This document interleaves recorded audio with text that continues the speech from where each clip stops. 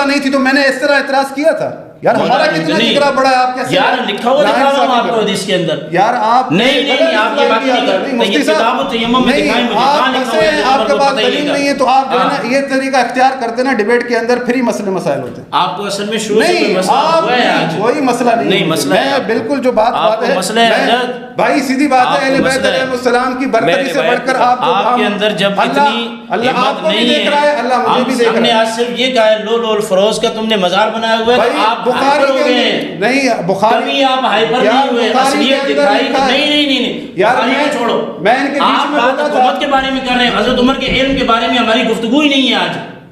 کیسی بات کر رہے ہیں؟ مولا علی کے کیوں دلیل دے رہے تھے؟ نہیں کوئی گفتگو ہی نہیں ہے. آپ نے دلیل دی تھی تو میں نے دلیل دی. مولا علی ہماری سارا آنکھوں پہ صحابہ اہل بیت. آپ کا مسئلہ یہ ہے کہ آپ ہمارے ساتھ بیٹھتے ہیں, جواب نہیں دے پاتے. اللہ اور اس کے رسول پہ آپ کے دلوں کو بھی جانتا ہے, میرے دل کو بھی جانتا ہے. آپ کے دل کو بھی جانتا, میں بھی جانتا ہوں. نہیں آپ نہیں جانتے, اچھے طریقے سے جانتا ہوں. آپ نے کتابوں میں یہ غلط بات ہے. بیچ میں میں بولا آپ ہائپر ہو گئے, آپ بولے جا رہے ہیں. نہیں آپ میرے بارے میں الٹے سیدھے الفاظ بولیں گے, میں بولوں گا. آپ مولا علی کے بارے میں بول رہے تھے, اس ٹائم کچھ نہیں تھا. مولا علی کے لیے کچھ بھی نہیں بولا میں نے. آپ نے کہا تھا کہ ان کو حدیث پتہ نہیں تھی. کچھ بھی نہیں بولا میں نے. آپ ان کی ریکارڈنگ اٹھا لیں, اگر نہ ہو تو پھر کہیے. انہوں نے کہا تھا حضرت علی کو حدیث کا نہیں پتا تھا, تو وہاں پر میں نے کوئی ریئیکشن دیا. آپ جس موضوع پہ بات کر رہے ہیں آپ کا حق ہے اس پہ بات کریں. انہوں نے یہ جو جملہ کہا ہے نا, حضرت عمر کو تیمم کا پتہ نہیں تھا. چلے یہ روایت نکال لیتے, اگر نہیں ہوگی تو پھر جملہ ہے تیمم کا پتہ نہیں. یہ ہے صحیح مسلم کتاب الحدیث. صحیح مسلم کو چھوڑیں, آپ کتاب التیمم میں انہوں نے بخاری کا حوالہ دیا ہے. بھائی میں نے آپ سے کہا کہ بات خیانت کر رہے ہیں, مسلم میں ہو یا اس میں ہو. نہیں یہ آپ دیکھیں آپ کو یہی پتہ نہیں ہے کس میں ہے. بخاری میں نہیں جب آپ کو پتہ نہیں ہے کیوں کچی بات کی ہے. یہ بخاری میں دونوں میں دیکھ لینا. اس پہ آج کیوں کر رہے ہیں, یہ کہہ رہے ہیں حضرت عمر کو پتہ نہیں تھا تیمم کا. یار یہ کون سا انصاف ہے, پھر آپ نے کہا کہ مولا علی کو حدیث پتہ نہیں تھی, آپ کو اتنی اس میں حضرت علی کا آپ کو غیرت نہیں آ رہی. نہیں مجھے غیرت ہے, مجھے بھی زیادہ غیرت ہے. نہیں میں مجھ سے زیادہ نہیں, آپ نہار کر رہے ہیں, پھنس رہے ہیں آپ. آپ کے پاس جواب نہیں ہے تو آپ نہیں کہ ایسے تھوڑی ہوتا ہے یار. آپ میں صحیح نہیں ہوں, لوگ دیکھ رہے ہیں کون پھنسے. دیکھیں یہ روایت میرے سامنے قبلہ میں سنا دیں. چلے مجھے آپ اگر میں آپ میری بات سنیں, آپ ان کو بولا کریں حدیث کی بتائیں. نہیں آپ کی آپ کیوں کر رہے ہیں, آپ کا کام اس کے لیے واجب نہیں ہے نہ وہ امام ابو حنیفہ کی اطاعت کرے, نہ امام شافعی, نہ امام مالک, نہ امام جعفر صادق کی اطاعت کرے. اگر اہل بیت سے بڑھ کر کوئی ایسی اشخاص ہوتے تو رسول خدا اپنے اہل بیت سے کہتے کہ تم ان کی اطاعت کرنا, لیکن اللہ کے رسول نے اپنے اہل بیت سے نہیں کہا بلکہ اپنی جماعت سے کہا کہ میرے اہل بیت کی اطاعت کرنا.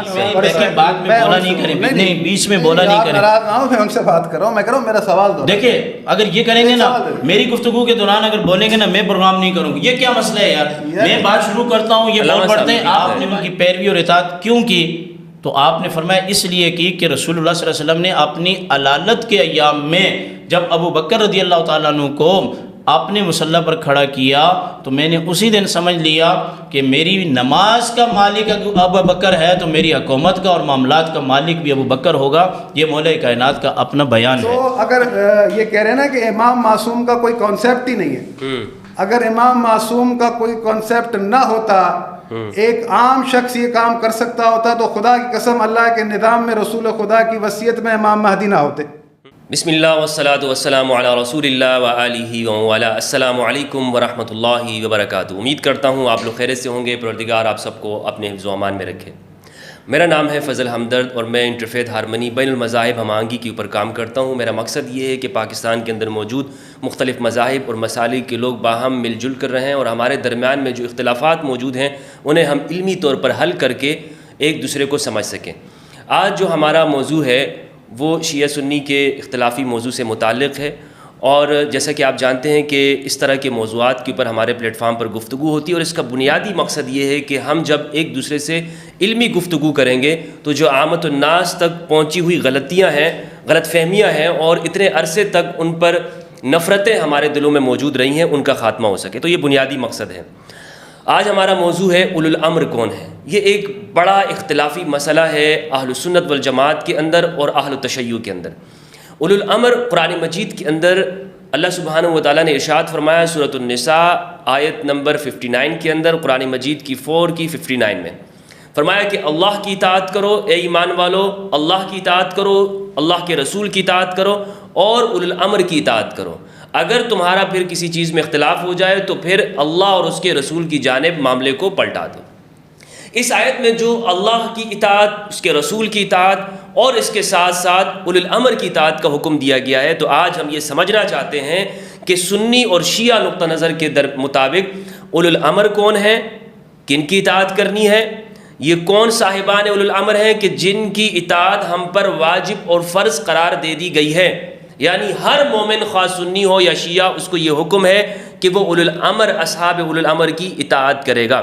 لیکن یہ اختلافی مسئلہ ہے، اس لیے میرے ساتھ آج دو پاکستان کے عظیم علماء کرام یہاں موجود ہیں، میں نے ان کو انوائٹ کیا ہے تاکہ اس مسئلے پر ہماری رہنمائی کر سکیں۔ اہل تشیع میں سے ہمارے ساتھ جو نمائندگی کر رہے ہیں وہ موجود ہیں جناب علامہ حافظ سجاد زہرائی صاحب حافظہ اللہ، میں ان کو خوش آمدید کہتا ہوں، اور اسی طرح اہل سنت والجماعت کی نمائندگی کے لیے ہمارے پاس موجود ہیں علامہ مولانا عبد القادر ہزاروی صاحب حافظہ اللہ۔ علامہ صاحب شکریہ ادا کرتا ہوں، السلام علیکم۔ وعلیکم السلام ورحمۃ اللہ وبرکاتہ۔ حضرت ہزاروی صاحب آپ کا بھی بہت شکریہ، السلام علیکم۔ سب سے پہلے میں سوال علامہ زہرائی صاحب آپ سے کرنا چاہوں گا۔ سوال جیسے کہ موضوع آپ کو معلوم ہو گیا، اس سے میرا سوال یہ ہے کہ میں پوچھنا چاہتا ہوں، ہمارا نوجوان یہ پوچھنا چاہتا ہے کہ قرآن کی اس آیت کے اندر جو اولو الامر بیان کیے گئے ہیں کہ ان کی اطاعت کا حکم دیا گیا ہے، یہ اولو الامر کون ہے شیعہ نقطہ نگاہ کے مطابق؟ اعوذ باللہ من الشیطان الرجیم، بسم اللہ الرحمن الرحیم، الحمد للہ رب العالمین والصلاة والسلام علی سید المرسلین وآلہ الطیبین الطاہرین المعصومین المظلومین۔ بہت شکریہ آپ کا مفتی صاحب، آپ نے مدعو فرمایا، خداوند متعالی آپ کو ہمیشہ خوشحال رکھے، آمین یہ عظیم کام کر رہے ہیں اور بہت اچھا موضوع آپ نے چنا ہے، پہلے بھی ہم اس پر بات کر چکے ہیں۔ آپ نے سوال کیا اولو الامر کے حوالے سے، اولو الامر کون ہے؟ خداوند متعال نے ہمیں اپنی اطاعت کا جہاں حکم دیا جی جی، اور پھر اپنے رسول کی اطاعت کا حکم دیا، اور اسی ردیف کے اندر خداوند متعال نے ہمیں صاحبان امر کی اطاعت کا حکم دیا جو ہمارے درمیان ہیں۔ جی، اب یہاں پر ہمیں سمجھنا یہ چاہیے کہ خداوند متعال کیونکہ یہ چاہتا ہے کہ وما ارسلنا من رسول الا لیطاع باذن اللہ، ہم نے رسول اس لیے بھیجے ہیں تاکہ ہماری اطاعت کی جائے رسول کے ذریعے سے، یعنی ہم پر جو حکم پہنچتا ہے، جو امر پہنچتا ہے، وہ پہنچتا ہے رسول خدا صلی اللہ علیہ وآلہ وسلم کے ذریعے سے۔ اور خداوند متعال نے فرمایا ہے کہ یا ایھا الذین آمنوا لا تخونوا اللہ والرسول وتخونوا اماناتکم وانتم تعلمون، اے لوگو جو ایمان لائے ہو، اللہ اور اس کے رسول کی امانتوں میں خیانت نہ کرو اور نہ ہی اپنی امانتوں میں خیانت کرو، اور تم جانتے تو ہو اللہ نے کبھی ہمیں کوئی امانت دی نہیں، بلکہ جو کچھ رسول خدا صلی اللہ علیہ وآلہ وسلم نے ہمیں دیا ہے وہی اللہ کی امانت ہے۔ صحیح۔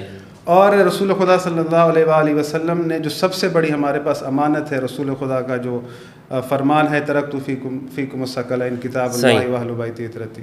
اب یہاں پر کیونکہ ایک ردیف کے اندر تین اطاعت ہیں، اللہ کی اطاعت، رسول کی اطاعت اور اولو الامر کی اطاعت۔ رسول خدا صلی اللہ علیہ وآلہ وسلم کی موجودگی میں اللہ رب العالمین نے ہمیں اولو الامر کی اطاعت کا حکم دیا ہے۔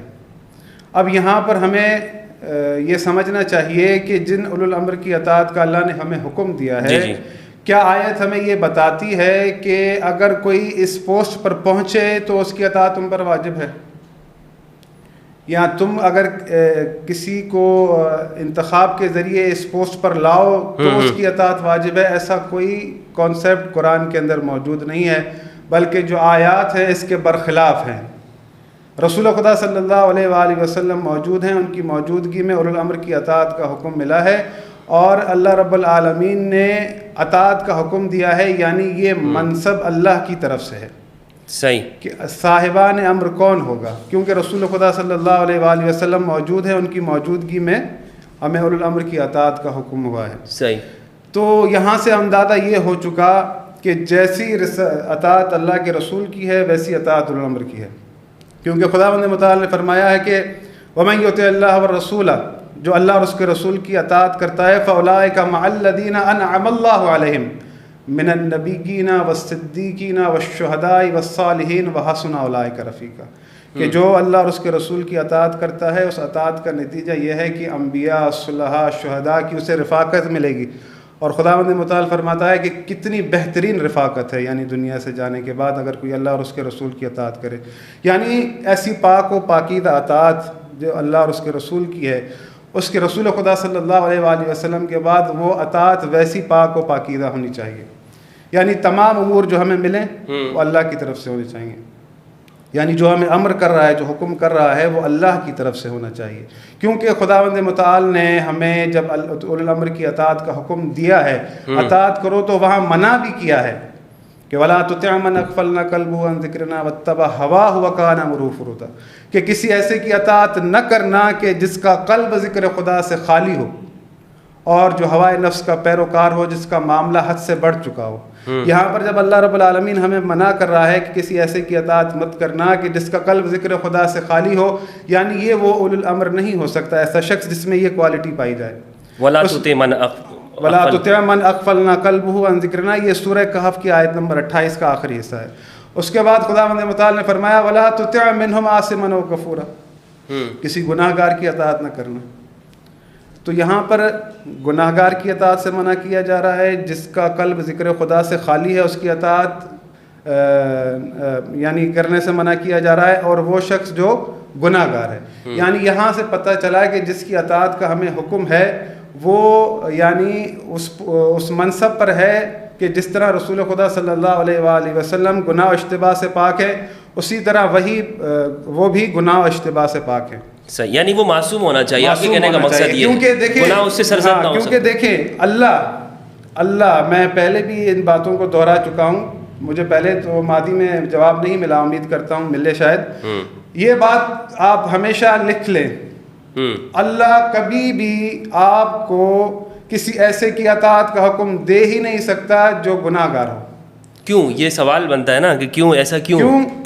کیونکہ اللہ رب العالمین اگر آپ کو گناہ گار کی اطاعت کا حکم دے گا تو آپ کا پورا دین اسلام سوالیہ نشان اٹھ جائے گا اس میں.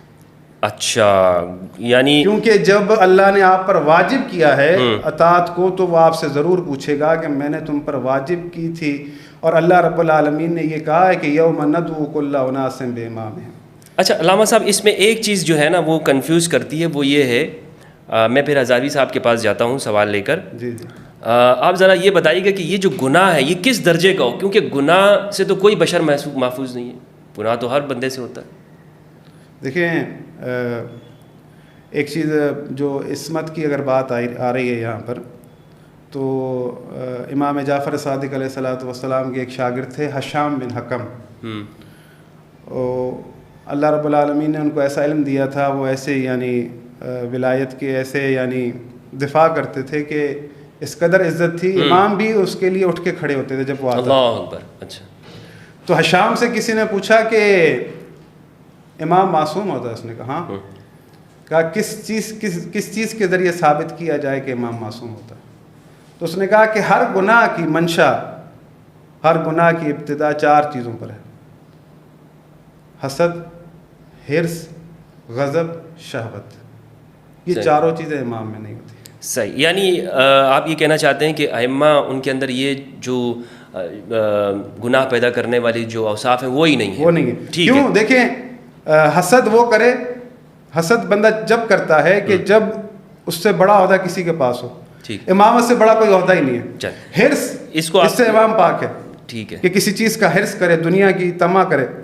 دوسرا شہوت, یہ اس کی بھی نہیں ہے, کیونکہ وہ آخرت کو دیکھ رہے ہوتے ہیں, زندگی جاویدان کو دیکھ رہے ہوتے ہیں کہ جو ہمیشہ کے لیے, وہ کبھی بھی دنیا کی زندگی کو آخرت کی زندگی پر فوقیت نہیں دے سکتے. چلیں قبلہ, میں علامہ ہزاروی صاحب کے پاس چلتا ہوں. علامہ صاحب, میرا آپ سے سوال یہ ہے کہ جس طرح انہوں نے بتایا کہ اہل تشیع کے نزدیک الامر اس آیت کی تفسیر میں انہوں نے بتایا, اس کی ڈیفینیشن بتائی, تو میں پوچھنا چاہوں گا کہ اہل سنت والجماعت کے ہاں اس آیت کی تفسیر کیا ہے اور الامر کون لوگ ہیں؟ بسم اللہ الرحمن الرحیم. یا ایہا الذین آمنوا اطیعوا اللہ واطیعوا الرسول واولی الامر منکم ولو ردوه الی الرسول والی اولی الامر لعلمہ الذین منہم لیستنبطون. صدق اللہ مولانا العظیم وصدق رسولہ النبی الکریم. ونحن علی جملے آیت کے جو ہے نا آگے پیچھے ہو گئے, لعلمہ الذین یستنبطون. کوئی ایشو نہیں ہے, ٹھیک ہے. وَلَوْ رُدُّوهُ إِلَى الرَّسُولِ وَإِلَى أُولِي الْأَمْرِ مِنْهُمْ لَعَلِمَهُ الَّذِينَ يَسْتَنبِطُونَهُ مِنْهُمْ صحیح. صدق اللہ مولانا العظیم وصدق رسولہ النبی الکریم ونحن علی ذلک لمن الشاکرین والشاہدین والحمد للہ رب العالمین. صلی اللہ علی النبی الأمی الرؤوف الرحیم. اللہم صلی علی محمد وعلی محمد. پہلے تو بہت شکریہ، آپ نے پروگرام پر مدعو کیا، سلامت رہے. اور دوسرا یہ ہے کہ جو آپ کا سوال ہے کہ اولو الامر سے مراد کیا ہے. بالکل. ہم تقریباً اپنے پچھلے 2 پروگرام آپ کے ساتھ کیے تھے، اس میں ہم نے تقریباً اس میں کافی ساری باتیں کی تھیں. جی. اور میں سمجھتا ہوں کہ آپ کے پلیٹ فارم پر جو بات پہلے ہو جائے جی. دوبارہ اس کو دہرانا جو ہے وہ تحصیل حاصل ہے، صحیح. اور تحصیل حاصل باطل ہے. تو ہمیں آگے بڑھنا چاہیے. پہلی بات تو یہ ہے کہ جو آیہ شریفہ زیر باس ہے، اس میں 3 چیزوں کا حکم دیا گیا، 3 شخصیات کا. 3 اللہ کی ذات کا، بالکل، رسول اللہ صلی اللہ علیہ وسلم کا، اور تیسرا جو ہے یہ اولو الامر کا. اولو الامر. کسی بھی آیت کے معنی اور مطالب کو سمجھنے سے پہلے اس کی شان نزول کو دیکھنا، اگر کامل فائدہ نہیں بھی ہوتا تو فائدہ ناقصہ ضرور ہے. اچھا.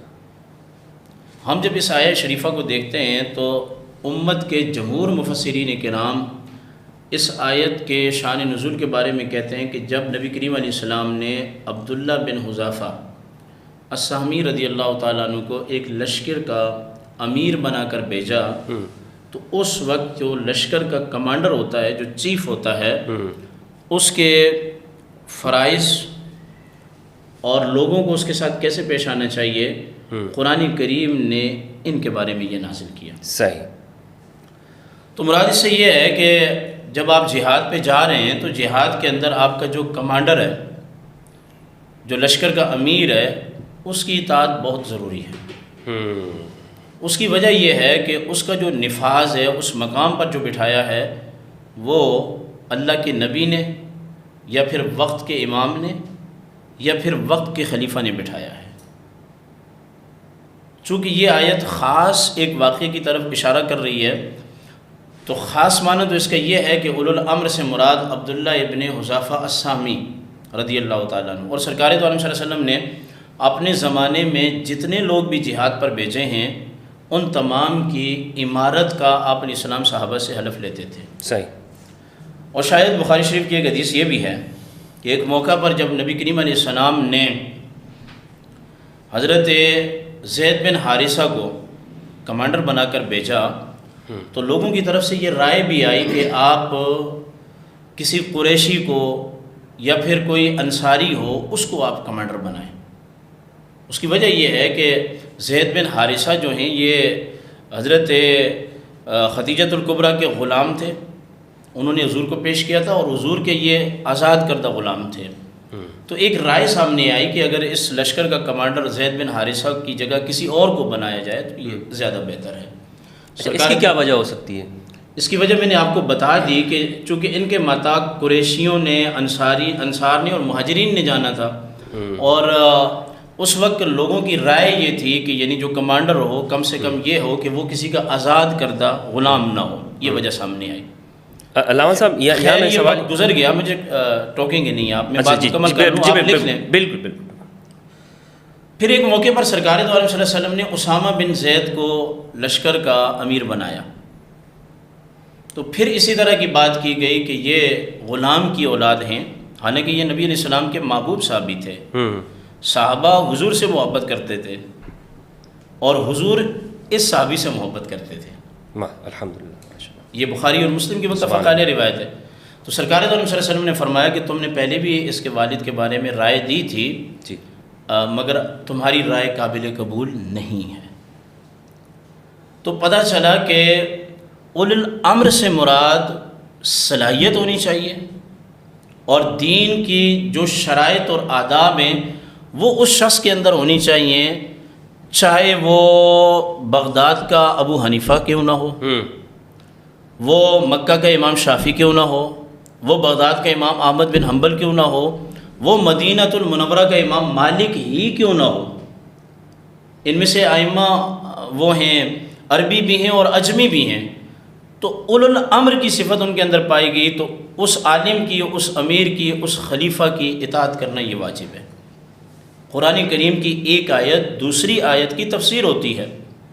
اس سے پہلے میں آپ کے پروگرام میں یہ بات کہہ چکا ہوں کہ اولو الامر سے مراد خلفائے راشدین ہیں. صحیح. اور خلفائے راشدین سے بڑا نبیوں کے بعد کوئی عالم نہیں ہے. اللہ کی دھرتی پر نہ اس نے پیدا کیا ہے اور نہ وہ قیامت تک پیدا کرے گا. یہ اللہ کا مزاج ہے کہ چاروں خلفائے راشدین جہاں یہ رشد و ہدایت پر ہیں وہاں یہ علم کی اعلیٰ چوٹیوں پر فائز ہیں. صحیح. لیکن آج میں آپ کو یہ بھی بتاتا ہوں کہ اولو الامر سے مراد صاحبان علم ہیں. اس کی وجہ یہ ہے کہ قرآن کریم یعنی آج بھی ہیں یہ؟ جی آج بھی ہیں. اچھا ٹھیک. صاحبان علم ہیں اور ان کا تعلق کسی خاص قبیلے سے جوڑنا یہ ضروری نہیں ہے، کیونکہ علم خود ایک عظمت والی صفت رکھتا ہے. قرآن کریم کی ایک آیت دوسری آیت کی تفسیر ہوتی ہے. میں کئی دفعہ یہ بات کر چکا ہوں مختلف پروگراموں میں، آپ کے ساتھ بھی دیگر دوستوں کے ساتھ بھی، کہ جب ہم قرآن کی تفسیر کریں گے تو تفسیر القرآن بالقرآن، جی، کہ ایک آیت کی تفسیر دوسری آیت سے کریں گے. تفسیر القرآن بالحدیث، قرآن کی تفسیر حدیث سے کریں گے جسے تفسیر ماسورہ کہتے ہیں. اور قرآن کی تفسیر تفسیر القرآن باقوال صحابہ، اس میں دونوں آ جاتے ہیں، صحابہ بھی اور اہل بیت بھی. ان لوگوں کے سامنے قرآن نازل ہوا، ان کے اقوال سے کریں گے. اور تفسیر القرآن باقوال التابعین، جیسے مجاہد وغیرہ کی یا قتادہ کی تفسیر ہے اور اکرمہ وغیرہ دیگر کی تفاسیر میں ہے. اور چوتھی چیز ہے طبقۃ الاولیٰ، یعنی کہ عربی زبان کے قحطان اور عدنان کے جو ادباء اور بلغاء ہیں، انہوں نے جو عربی اپنی زبانوں پر استعمال کی ہے اس کے لغوی معنی کو لے کر ہم شرعی معنی. چنانچہ زیر بیس آیت جو ہے اس کی تفسیر دوسرے مقام پر موجود ہے. قرآن کیا کہتا ہے؟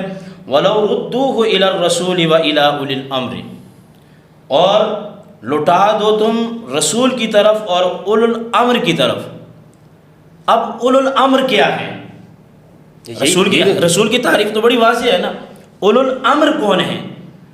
تو ایسی بات کہ جو اللہ نے خود بیان فرمائی ہے، میرے اور آپ کے زیر بحث لانے کی ضرورت ہی کیوں پیش آئی، یا اس پر ہم بات کریں؟ قرآن خود فرماتا ہے مِنْهُمْ لَعَلِمَهُ الَّذِينَ يَسْتَنبِطُونَهُ مِنْهُمْ. اولو الامر وہ صاحب علم ہیں کہ جو اللہ اور اس کے رسول کے نصوص سے مسائل کا استنباط کرتے ہیں، اور ہمارے جیسا طالب علم جو ہے ان کی دہلیز پر جا کے اپنا سر رکھ دیتا ہے. یعنی وہ استدلال کرنے والے لوگوں نے جی صاحبان علم واضح طور پہ ہے لَعَلِمَهُ الَّذِينَ يَسْتَنبِطُونَهُ مِنْهُمْ. اولو الامر سے مراد صاحبان علم. اصل جو بات ہے استدلال جو ماخذ ہے وہ قرآن ہے اور رسول کی بات ہے، پھر وہ اولی الامر ان دونوں سے بات کشیدہ کرتے ہیں. اچھا. ہمیں ان کشیدہ کرنے والے اور مستنبطین مجتہدین ان کی اطاعت کا جو ہے ہمیں حکم دیا گیا ہے. جھگڑا ختم کرتے ہیں. صحیح. کوئی لڑائی نہیں زہرائی صاحب کے ساتھ، کسی شیعہ کے ساتھ، کسی کے ساتھ کوئی لڑائی نہیں. آپ کا موقف؟ میں نہیں، خلاصہ دے رہا ہوں، میں نتیجہ دے رہا ہوں. اچھا نتیجہ میں دے رہا ہوں. خلفائے راشدین اربع یہ عالم بھی ہیں، خلیفہ بھی ہیں، رشد و ہدایت پر بھی ہیں. جی چاہیے کہ سنی خلفائے راشدین اربع کی اطاعت کریں، ان کے فرامین پر عمل کریں. اور شیعہ کے لیے میرا پیغام یہ ہے کہ اگر وہ تینوں خلفاء کی فرما برداری یا ان کے اقوال کو سمجھنا نہیں چاہتے یا اس کو اپنانا یا سیرت پر عمل نہیں کرنا چاہتے تو مولا کائنات کی سیرت کو اپنائیں، کوئی جھگڑا نہیں ہے. دوسرا جو میں بات کہہ رہا ہوں وہ یہ ہے کہ اگر ہم اس سے مراد اولو الامر لیتے ہیں تو شافعیوں کو چاہیے وہ امام شافعی کی تقلید کریں، حنفیوں کو چاہیے وہ حضرت امام اعظم ابو حنیفہ کی، مالکی امام مالک کی، اور امام احمد بن حنبل کی حنابلہ تقلید کریں، جیسے کہ شیخ عبد القادر جیلانی نے تقلید کی ہے امام احمد بن حنبل کی. اور تشیع حضرات سے میں کہوں گا کہ آپ کے پاس اولو الامر سے مراد جناب امام جعفر صادق رضی اللہ تعالی عنہ موجود ہیں. آپ ان کی تقلید کریں، آپ اپنا کام کریں، آپ کو کیا ضرورت پڑی ہے. اچھا اگر یہ بات یہاں مکمل ہو گئی. اب ایک بات ان کی گفتگو پر، اپنی بات کے مکمل ہونے کے بعد انہوں نے کہا اولو الامر ایسا ہونا چاہیے جیسا رسول ہے. جی جی. رسولوں کی جماعت کے ساتھ کسی کا تقابل ہے ہی نہیں ہے. یہ وہ جماعت ہے کہ جو اللہ تعالیٰ کی وحبی جماعت ہے. ہم کسی شخص کو چاہے وہ صحابہ میں سے ہو اہل بیت میں سے ہو ہم ان کو وہ مقام دے ہی نہیں سکتے کہ جو رسولوں کا مقام ہے. اگر ہم یہ کہیں کہ اولو الامر ایسے ہوں جیسے رسول ہوتے ہیں تو پھر تو رسولوں کی بھی ضرورت نہیں تھی. فرشتے اتار دیے جاتے, وہ معصوم ہیں. فرشتے ہی اس دنیا پر جو ہے وہ کیا کرتے, اپنے نظام کو چلاتے. دوسری بات یہ ہے کہ آیت کے اندر 3 شخصیات کا ذکر ہے, اللہ کی اطاعت اور رسول اللہ کی اطاعت, اولو الامر کی اطاعت. کیا مجھے زہرائی صاحب یہ بات سمجھا دیں گے, آج یہ مسئلہ سمجھا دیں گے کہ رسول اور اللہ کی ذات ایک ہوتی ہے؟ جس طریقے سے یہ استدلال کر رہے ہیں کہ اولو الامر وہی ہوں جو صفات رسول کی ہیں, تو رسول کی بھی اطاعت کا حکم ہے. کیا رسول کی پھر وہ صفات ہوں گی جو اللہ کی صفات ہیں؟ اس میں تو تین شخصیات کا ذکر ہے نا. تو پتہ چلا کہ اللہ کی اطاعت ہے, اس میں فرق ہے, اقوال میں ہے, افعال میں نہیں ہے. رسول اللہ کی اطاعت اقوال میں بھی ہے, افعال میں بھی ہے, سکوت میں بھی ہے. اور اولو الامر کی جو اطاعت ہے وہ ان کے ان احکامات میں ہیں جو قرآن اور حدیث کے ساتھ موافق ہو جائیں. اگر ان میں تباین کی نسبت پائی گئی تو ہم کسی اولو الامر کو پھر نہیں مانیں گے. یعنی اولو الامر کا جو حکم ہے وہ اللہ اور اس کے رسول کے موافق ہونا چاہیے. باقی رہی یہ بات کہ اولو الامر کا معصوم ہونا چاہیے, تو پھر میں یہ سوال اٹھانا چاہوں گا کہ 12 ائمہ کے بارے میں تو ان کا یہ موقف ہے کہ وہ معصوم ہیں. ان میں سے 10 کو تو حکومت ہی نہیں ملی. امام علی رضی اللہ تعالیٰ عنہ, امام حسن کو تو حکومت ملی ہے, باقی کو حکومت نہیں ملی. اچھا وہ سب کے سب دنیا سے سن لیں, آخری بات, وہ سب کے سب اس دنیا سے چلے گئے ہیں, تو اب شیعہ کس کی اطاعت کرتے ہیں؟ اگر یہ بولتے ہیں کہ امام غیب کی اطاعت کرتے ہیں تو بھائی اسلام کے اندر تو ظاہر کی اطاعت کا حکم ہے, کون کہاں ہے اس کی اطاعت کا تو حکم ہی نہیں ہے. اللہ صاحب میں یہاں پر ایک سوال کرنا چاہوں گا. آپ نے امام جعفر صادق علیہ السلام کی بات کی, اگر مثال کے طور پر میں اپنی سمجھ کے لیے پوچھنا چاہتا ہوں, اگر کوئی شخص آج امام جعفر صادق کی تقلید کرتا ہے, ان کی فقہ پہ عمل کرتا ہے, تو یہ ٹھیک ہے؟ ٹھیک ہے, ہم اسے غلط نہیں کہتے, فقہی تقلید ٹھیک ہے. اچھا تو وہ کیسے معلوم ہوگی کہ یہ شخص, وہ کہاں لکھی ہوئی ہے؟ وہ کہاں لکھی ہوئی ہے؟ وہ آج تک یہ 5 مسالک بنے ہوئے ہیں فقہ کے, ابھی تک آپ کو پتہ نہیں چلا کہاں لکھا ہوا ہے. اگر ایک عام بندہ پوچھے گا کہ بھائی وہ کدھر ہے, جیسے مجھے یہ پتا ہے کہ امام اعظم ابو حنیفہ, یہ بھی بتا دوں آپ کی وساطت سے آج میں وابیان کو بھی بتا دینا چاہتا ہوں. اگر آپ جواب نہیں دینا چاہتے چھوڑ, نہیں میں بتا دینا چاہتا ہوں, جو تکڑا عالم ہوتا ہے جس کے اندر خود صلاحیت ہو کہ وہ قرآن اور حدیث سے مسائل اخذ کر سکے, اس کے لیے واجب نہیں ہے نہ وہ امام ابو حنیفہ کی اطاعت کرے, نہ امام شافعی, نہ امام مالک, نہ امام جعفر صادق کی اطاعت کرے. جو بندہ خود قرآن اور حدیث سے اپنے مسائل کا حل فقہی طور پہ جانتا ہو, اگر وہ فقہی طور پر مسائل نکال سکتا ہے تو موسٹ ویلکم, وہ کرے اس پہ عمل, ہم اس کو منع نہیں کریں گے, مگر اتنا ضرور کرے کہ قرآن اور حدیث کا اس کو اتنا علم ہو کہ اگر کوئی اس کو حبر الامہ کا بھی لقب دے تو پھر وہ لقب اس پر سیٹ آئے. اچھا جی ٹھیک ہے, آپ کی بات کمپلیٹ ہو گئی. علامہ صاحب انہوں نے یہ کہا کہ یہ جو آپ کہہ رہے ہیں نا کہ معصوم ہونے کی بات ہے, تو خیر جو آپ نے جو سوالات وارد کیے تھے میں ان کے پاس بعد میں پوچھوں گا. انہوں نے کہا کہ اگر آپ اس طرح کہتے ہیں تو پھر تو آپ یہ کیسے کہیں گے کہ اس میں تو رسول کو الگ کہا گیا, اللہ کو الگ اس آیت کے اندر کہا گیا ہے, تو کیا پھر آپ رسول کو اللہ کے برابر سمجھیں گے؟ یہ جو آپ یہ کہتے ہیں نا کہ اولو الامر معصوم ہونے چاہیے, یہ آپ کا قیاس یہ درست نہیں ہے, اس آیت کے اندر آپ غلط سمجھ رہے ہیں, اس کا کیا جواب ہے؟ بسم اللہ الرحمن الرحیم. دیکھیں حضرت زکریا علیہ السلام بوڑھے ہو گئے تھے, انہیں اولاد نہیں تھی جی, تو لوگ تو اور بھی کئی موجود تھے. انہوں نے اللہ رب العالمین سے درخواست کی کہ یارثنی و یارث من آل یعقوب, تو اللہ رب العالمین نے جب وارث مانگا اپنا, تو وہ وارث چاہتے تھے اپنے علم کا, اپنے نبوت کا, اپنے دین کا.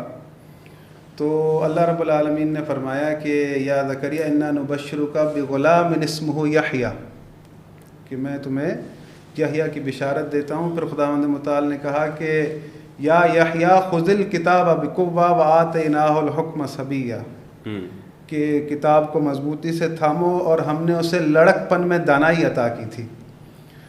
تو یہ انبیاء کی سنت ہے کہ وہ اپنے بعد اپنے لوگوں کے لیے اللہ کی طرف سے چاہتے تھے کہ ان کی رہنمائی کے لیے ایسا حکیم و دانا جو دین کو جانتا ہو، جو تمام امور کو سمجھتا ہو، وہ شخص میسر ہونا چاہیے. ایک تو یہ چیز. اور اللہ رب العالمین کی سنت یہی رہی ہے حضرت آدم سے لے کر کے وہ نبیوں کے بعد انبیاء کے وارث بنائے. میں یہ ساری باتیں آپ کے سامنے کلیئر کر چکا ہوں کہ جب بھی نبی بنایا یا تو نبی کے بھائی کو بنایا، نبی کے بیٹے کو بنایا، یا ذریت میں سے رکھا آگے چل کر. اور یہ تمام کی تمام چیزیں اللہ رب العالمین جو ذریت انبیاء میں ہدایت والے تھے انہوں میں یہ مخصوص رکھی کہ صرف وہی لوگ اس منصب کو پہنچیں گے.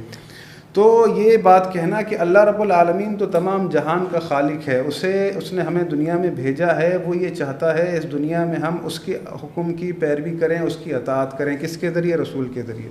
صحیح ہے. یہ بات اللہ جو چاہتا ہے ہم سے، ہم اللہ کی اطاعت کریں رسول کے ذریعے. جب رسول دنیا سے جائیں تو اللہ کی طرف سے جو نظام ہے اس کی بات ہو رہی ہے. یہاں پہ اللہ کے ساتھ جوڑنا یہ سوال بنتا نہیں ہے اصل میں، کیونکہ ہم یہ کہہ رہے ہیں نہیں، آپ یہ کہہ رہے ہیں نا کہ معصوم ہو، اولی الامر معصوم ہو، رسول بھی معصوم ہے، تو آپ نے تو ملا دیا، ایک کر دیا. میں بتا رہا ہوں نا، میں کہہ رہا ہوں کہ وہ جو سوال یہ کر رہے ہیں نا اللہ سے ملانے والا، وہ یہ کہہ رہا ہوں کہ نبی کو اللہ سے ملانا، اللہ سے ملانا، یہ کہہ رہا ہوں کہ سوال بنتا نہیں ہے. صحیح ہے. رسول کو اولو الامر سے ملانا یہ تو بنتا ہے، رسالت کو امامت سے ملانا یہ تو بنتا ہے، لیکن رسالت کو اللہ سے ملانا یہ بنتا نہیں، الوہیت سے ملانا ہاں یہ بنتا نہیں ہے اصل میں. سوال پہلی بات یہ ہے. دیکھیں، میں رسول خدا صلی اللہ علیہ وآلہ وسلم جب مبعوث ہوئے تھے تو رسول خدا صلی اللہ علیہ وآلہ وسلم تمام امور کو سنبھالتے تھے. حکومت بھی انہوں نے کی، بازار کے اندر جو چیزیں بکتی تھی ان کی قیمت بھی رسول خدا کنٹرول کرنے کے لیے لوگ رکھے ہوئے تھے، تمام کے تمام امور کو دیکھتے تھے. اور اللہ رب العالمین نے مطلقاً ان کی اطاعت واجب کی اور کہا ہے کہ تم مومن ہو ہی نہیں سکتے کہ جب رسول تمہارے درمیان کوئی فیصلہ کریں اور تم بغیر کسی چوچرا کے اسے قبول کرو، تو پھر تم مومن بنو گے. اس کے علاوہ مومن کا ٹائٹل ہی کسی کو نہیں ملے گا. تو جب سب کچھ جو کچھ ہے وہ ہے وَيُسَلِّمُ تسلیما، رسول کے آگے تسلیم ہونے کا. اسی لیے رسول خدا صلی اللہ علیہ وآلہ وسلم نے یہ میں ساری باتیں جو ہے آپ کے سامنے وعدے کر چکا ہوں، امت کے لیے ایک نظام دیا ہے کہ رسول خدا صلی اللہ علیہ وآلہ وسلم کی زبان سے یہ کلمات جاری ہوئے. ہم اپنی طرف سے گھر سے بنا کر یہ چیزیں نہیں لائے کہ رسول خدا نے فرمایا ترکت فیکم خلیفتین، ترکت فیکم الثقلین، اگر تم ان سے متمسک رہو گے گمراہ نہیں ہوگے. رسول خدا صلی اللہ علیہ وآلہ وسلم کی دی ہوئی ضمانت ہے. اور رہی بات، دیکھیں قرآن کی جب آپ تفسیر کرتے ہیں، جب قرآن کی آپ بات کرتے ہیں اور آپ مثال کے طور پر اسے کسی بھی وقت کے لیے مشخص کرتے ہیں، معین کرتے ہیں، تو اس کے پیچھے آپ کے پاس ایک استدلال ہونا چاہیے. اللہ رب العالمین آج اس دور کے اندر اگر آپ اولو الامر والی آیت پڑھیں گے اور اللہ رب العالمین نے کہا ہے کہ اولو الامر کی اطاعت واجب ہے، تو آپ کو یہ پتہ ہونا چاہیے آپ کو رسول خدا نے کہا تھا کہ من لم یعرف امام زمانہ مات میتۃ جاہلیہ. تو رسول خدا نے آپ سے کہا تھا کہ اگر تم اپنے وقت کے امام کی معرفت کے سوا دنیا سے جاؤ گے تو جاہلیت کی موت مرو گے. تو یعنی پتہ چلا کہ اللہ کے رسول جس کے لیے کہہ رہے ہیں امام کے لیے کہ اسے نہ پہچانا تو جاہلیت کی موت مر گئے، تو ہمیں یہ پہچاننا ہے کہ یہ قرآن والا ہی اولی الامر ہے جس کی ہمیں اللہ نے اطاعت واجب کی ہے. تو جس کی معرفت کے سوا اگر انسان دنیا سے جائے جاہلیت کی موت مر جائے تو وہ شخصیت انسان کے لیے ضروری ہے کہ اسے تلاش کرے. اب اگر آپ اس کو تلاش کریں گے وہ شخصیت آپ کو کہاں ملے گی؟ وہ آپ کو رسول خدا کی وصیت میں ملے گی. رسول خدا کی وصیت یہ تھی کہ میرے بعد میرے 12 جانشین ہیں، میرے 12 خلفاء ہیں، 12 امیر ہیں، میں تمہیں کتاب اور اہل بیت چھوڑے جا رہا ہوں. کس سے کہہ رہے ہیں؟ اپنی جماعت سے کہا ہے. تو یہ باتیں جو ہے ہم نے بارہا دہرائی ہیں. اور جو دیکھیں کہ مثال کے طور پہ عقیدے کی بات ہے تو جہاں میں ذاتی رائے تو قبول نہیں کروں گا نا. میں اگر میرے برابر میں کوئی اہل سنت بیٹھا ہے، آپ بھی اہل سنت ہیں، تو میں تمام علماء اہل سنت جن کا اجماع ہے اس بات پر کہ اولو الامر جو ہے وہ ہر دور کے اندر ہے اور جو حاکم بنتا ہے وہی اولو الامر ہے. میں نے اس چیز کو واضح کر دیا کہ اللہ نے یہ نہیں کہا کہ جو اس پوسٹ پر آ کر بیٹھے تو اس کی اطاعت میں نے تم پر واجب کی ہے. یہ تو قرآن میں کہیں پر آپ کو نہیں ملے گا. اللہ کہہ رہا ہے جو ہے موجود اس کی اطاعت کرو. تو کون مشخص کرے گا؟ آپ کو نماز بتانے کا طریقہ کس نے بتایا؟ اللہ نے تو کہا نماز پڑھو. پڑھنی کیسے؟ رسول خدا نے. رسول نے بتایا. حج کیسے کرنا ہے؟ رسول نے بتایا. قرآن میں کیا حکم ہے کہ حج کرو؟ کرنا کیسے؟ رسول خدا نے بتایا. تو جب یہ حکم اترا ہے تو رسول خدا بتائیں گے نا. تو رسول خدا کی وصیتیں آپ کے پاس موجود ہیں. اگر رسول خدا صلی اللہ علیہ وآلہ وسلم نے اگر دیکھیں نا اگر کیونکہ رسول خدا آئے دنیا میں لوگوں کو ظلمات سے نکال کے نور میں داخل کرنے کے لیے، اگر اہل بیت سے بڑھ کر کوئی ایسی اشخاص ہوتے تو رسول خدا اپنے اہل بیت سے کہتے کہ تم ان کی اطاعت کرنا، لیکن اللہ کے رسول نے اپنے اہل بیت سے نہیں کہا بلکہ اپنی جماعت سے کہا کہ میرے اہل بیت کی اطاعت کرنا. اور اس اہل بیت کے اندر اشخاص کون ہیں؟ وہ اشخاص کہ یا علی انت قسیم الجنہ والنار. مومن فقط وہ ہے جو علی سے محبت کرے. منافق کی نشانی یہ ہے کہ جو علی سے بغض و عداوت رکھے. حسن حسین جنت کے جوانوں کے سردار، اور ان کے بعد جو ان کی اولاد ہے رسول خدا صلی اللہ علیہ وآلہ وسلم نے قیامت تک کی جو ہے نا وصیت کی ہوئی ہے. اب یہاں پر دیکھیں بات یہ ہے کہ جب 11 امام بے دردی سے شہید کیے گئے اور لوگوں کو ایک راہ دی گئی کہ بھئی جو حاکم وقت بنتا ہے اس کی اطاعت اللہ نے واجب کی ہے. کیا یزید کے ارد گرد علماء موجود نہیں تھے؟ لوگوں سے نہیں کہتے تھے کہ اس کی اطاعت اللہ نے واجب کی ہے؟ اس کے حجاج بن یوسف کے ارد گرد علماء موجود نہیں ہوتے تھے جو کہتے تھے کہ اس کی اطاعت اللہ نے واجب کی ہے؟ کون سے علماء ہوا کرتے تھے؟ بات یہ ہے کہ یہ سارے کا سارا جو 1400 سال سے عقیدہ چلتا ہوا آ رہا ہے، میں اس کی بات کروں گا کہ بھئی اہل سنت کا یہ عقیدہ ہے جو بھی حاکم بنے اس کی تمام دلائل موجود ہیں، حدیثیں موجود ہیں، تاریخی روایات موجود ہیں، اور ان کو جو بنتے گئے جن کو ہداروی صاحب بھی یزید کو کافر کہتے ہیں، اس کے برابر میں بھی تو لوگ بیٹھ کر کہتے تھے کہ یہ اولو الامر ہے، اس کی اطاعت اللہ نے واجب کی ہے، جو اس کے خلاف خروج کرے گا اس کی قتال جائز ہے. تو یہ ساری چیزیں جو ہیں، جو عمل آپ کے سامنے گزرا ہے، جو تاریخ گزری ہے، آپ اس سے جو ہے نا منہ نہیں پھیر سکتے.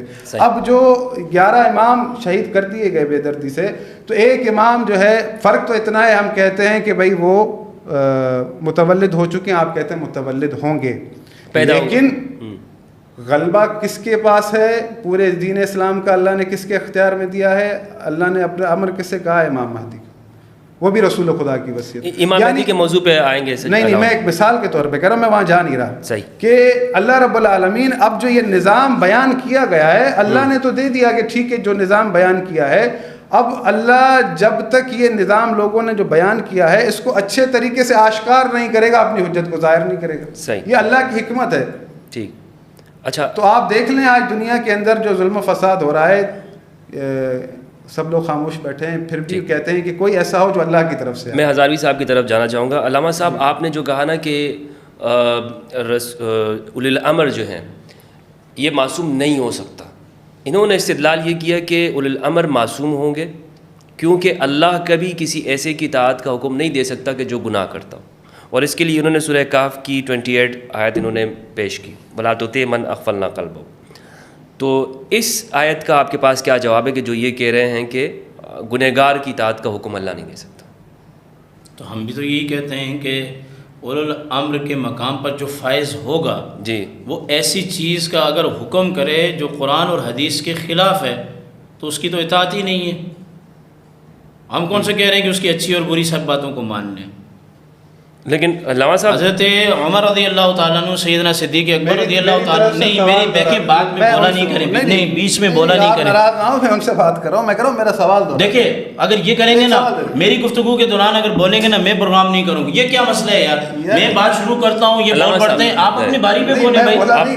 میں بول رہا ہوں، میں نے ابھی تک ٹوکا ہے، اس ریئیکشن کی ضرورت نہیں تھی. نہیں. اچھا، میں نے یہ سوال، فل ٹائم مل رہا ہے نا، آپ اس میں بات کریں. آپ جب آپ اس میں پوری تسلی سے دیکھیں، آپ نے جو باتیں کی ہیں میں نے لکھ لی ہیں، میں یہ باتیں کروں گا، اس پہ جو بھی آپ کو ہوگا اگر بیچ میں آپ ٹوکیں گے نا، نہیں میں نہیں ٹوکوں گا، آپ نہیں ٹوکیں اور مجھے. میں آپ سے یہ تقاضا اپنے لیے بھی کروں گا. بالکل میں نہیں بولتا. میں انشاءاللہ میں آپ سے انشاءاللہ یہ انشاءاللہ اللہ کی ذات سے امید ہے، آپ جو بھی گفتگو کریں گے آپ کی خاموشی کے بعد کروں گا، میں ٹوکوں گا نہیں. میں 10 بستہ عرض کر رہا ہوں، آپ ایک دوسرے سے بات بھی کر سکتے ہیں، سوال بھی کر سکتے ہیں، کوئی مسئلہ نہیں. جو ہمارا ٹائم ہے نا، دیکھیں میں نے ٹائمر لگایا ہوا ہے، نہیں جو باتیں انہوں نے اٹھائی ہیں نا، انسان ہے وہ باتیں ذہن سے نکل جاتی ہیں. ٹھیک ہے، لیکن میں یہ چاہ رہا ہوں جو یہ بات کر رہے ہیں تسلسل سے میری بات ہو، اگر آپ کہیں گے آپس میں بات کریں مجھے سوال تو پروگرام کے بعد انشاءاللہ آپ بے فکر رہیں، ہم بیٹھیں گے. نہیں، آپ مجھے سوال بتائیں، میں آپ کی جانب سے ان سے کر سکتا ہوں. نہیں آپ نے سوال کر لیا کہ اگر آپ کے ذہن میں کوئی سوال ہے میں کاؤنٹر کوشچن جو چیزیں انہوں نے بیان کی ہیں پہلے ان کے بارے میں مجھے بات کرنے دیں،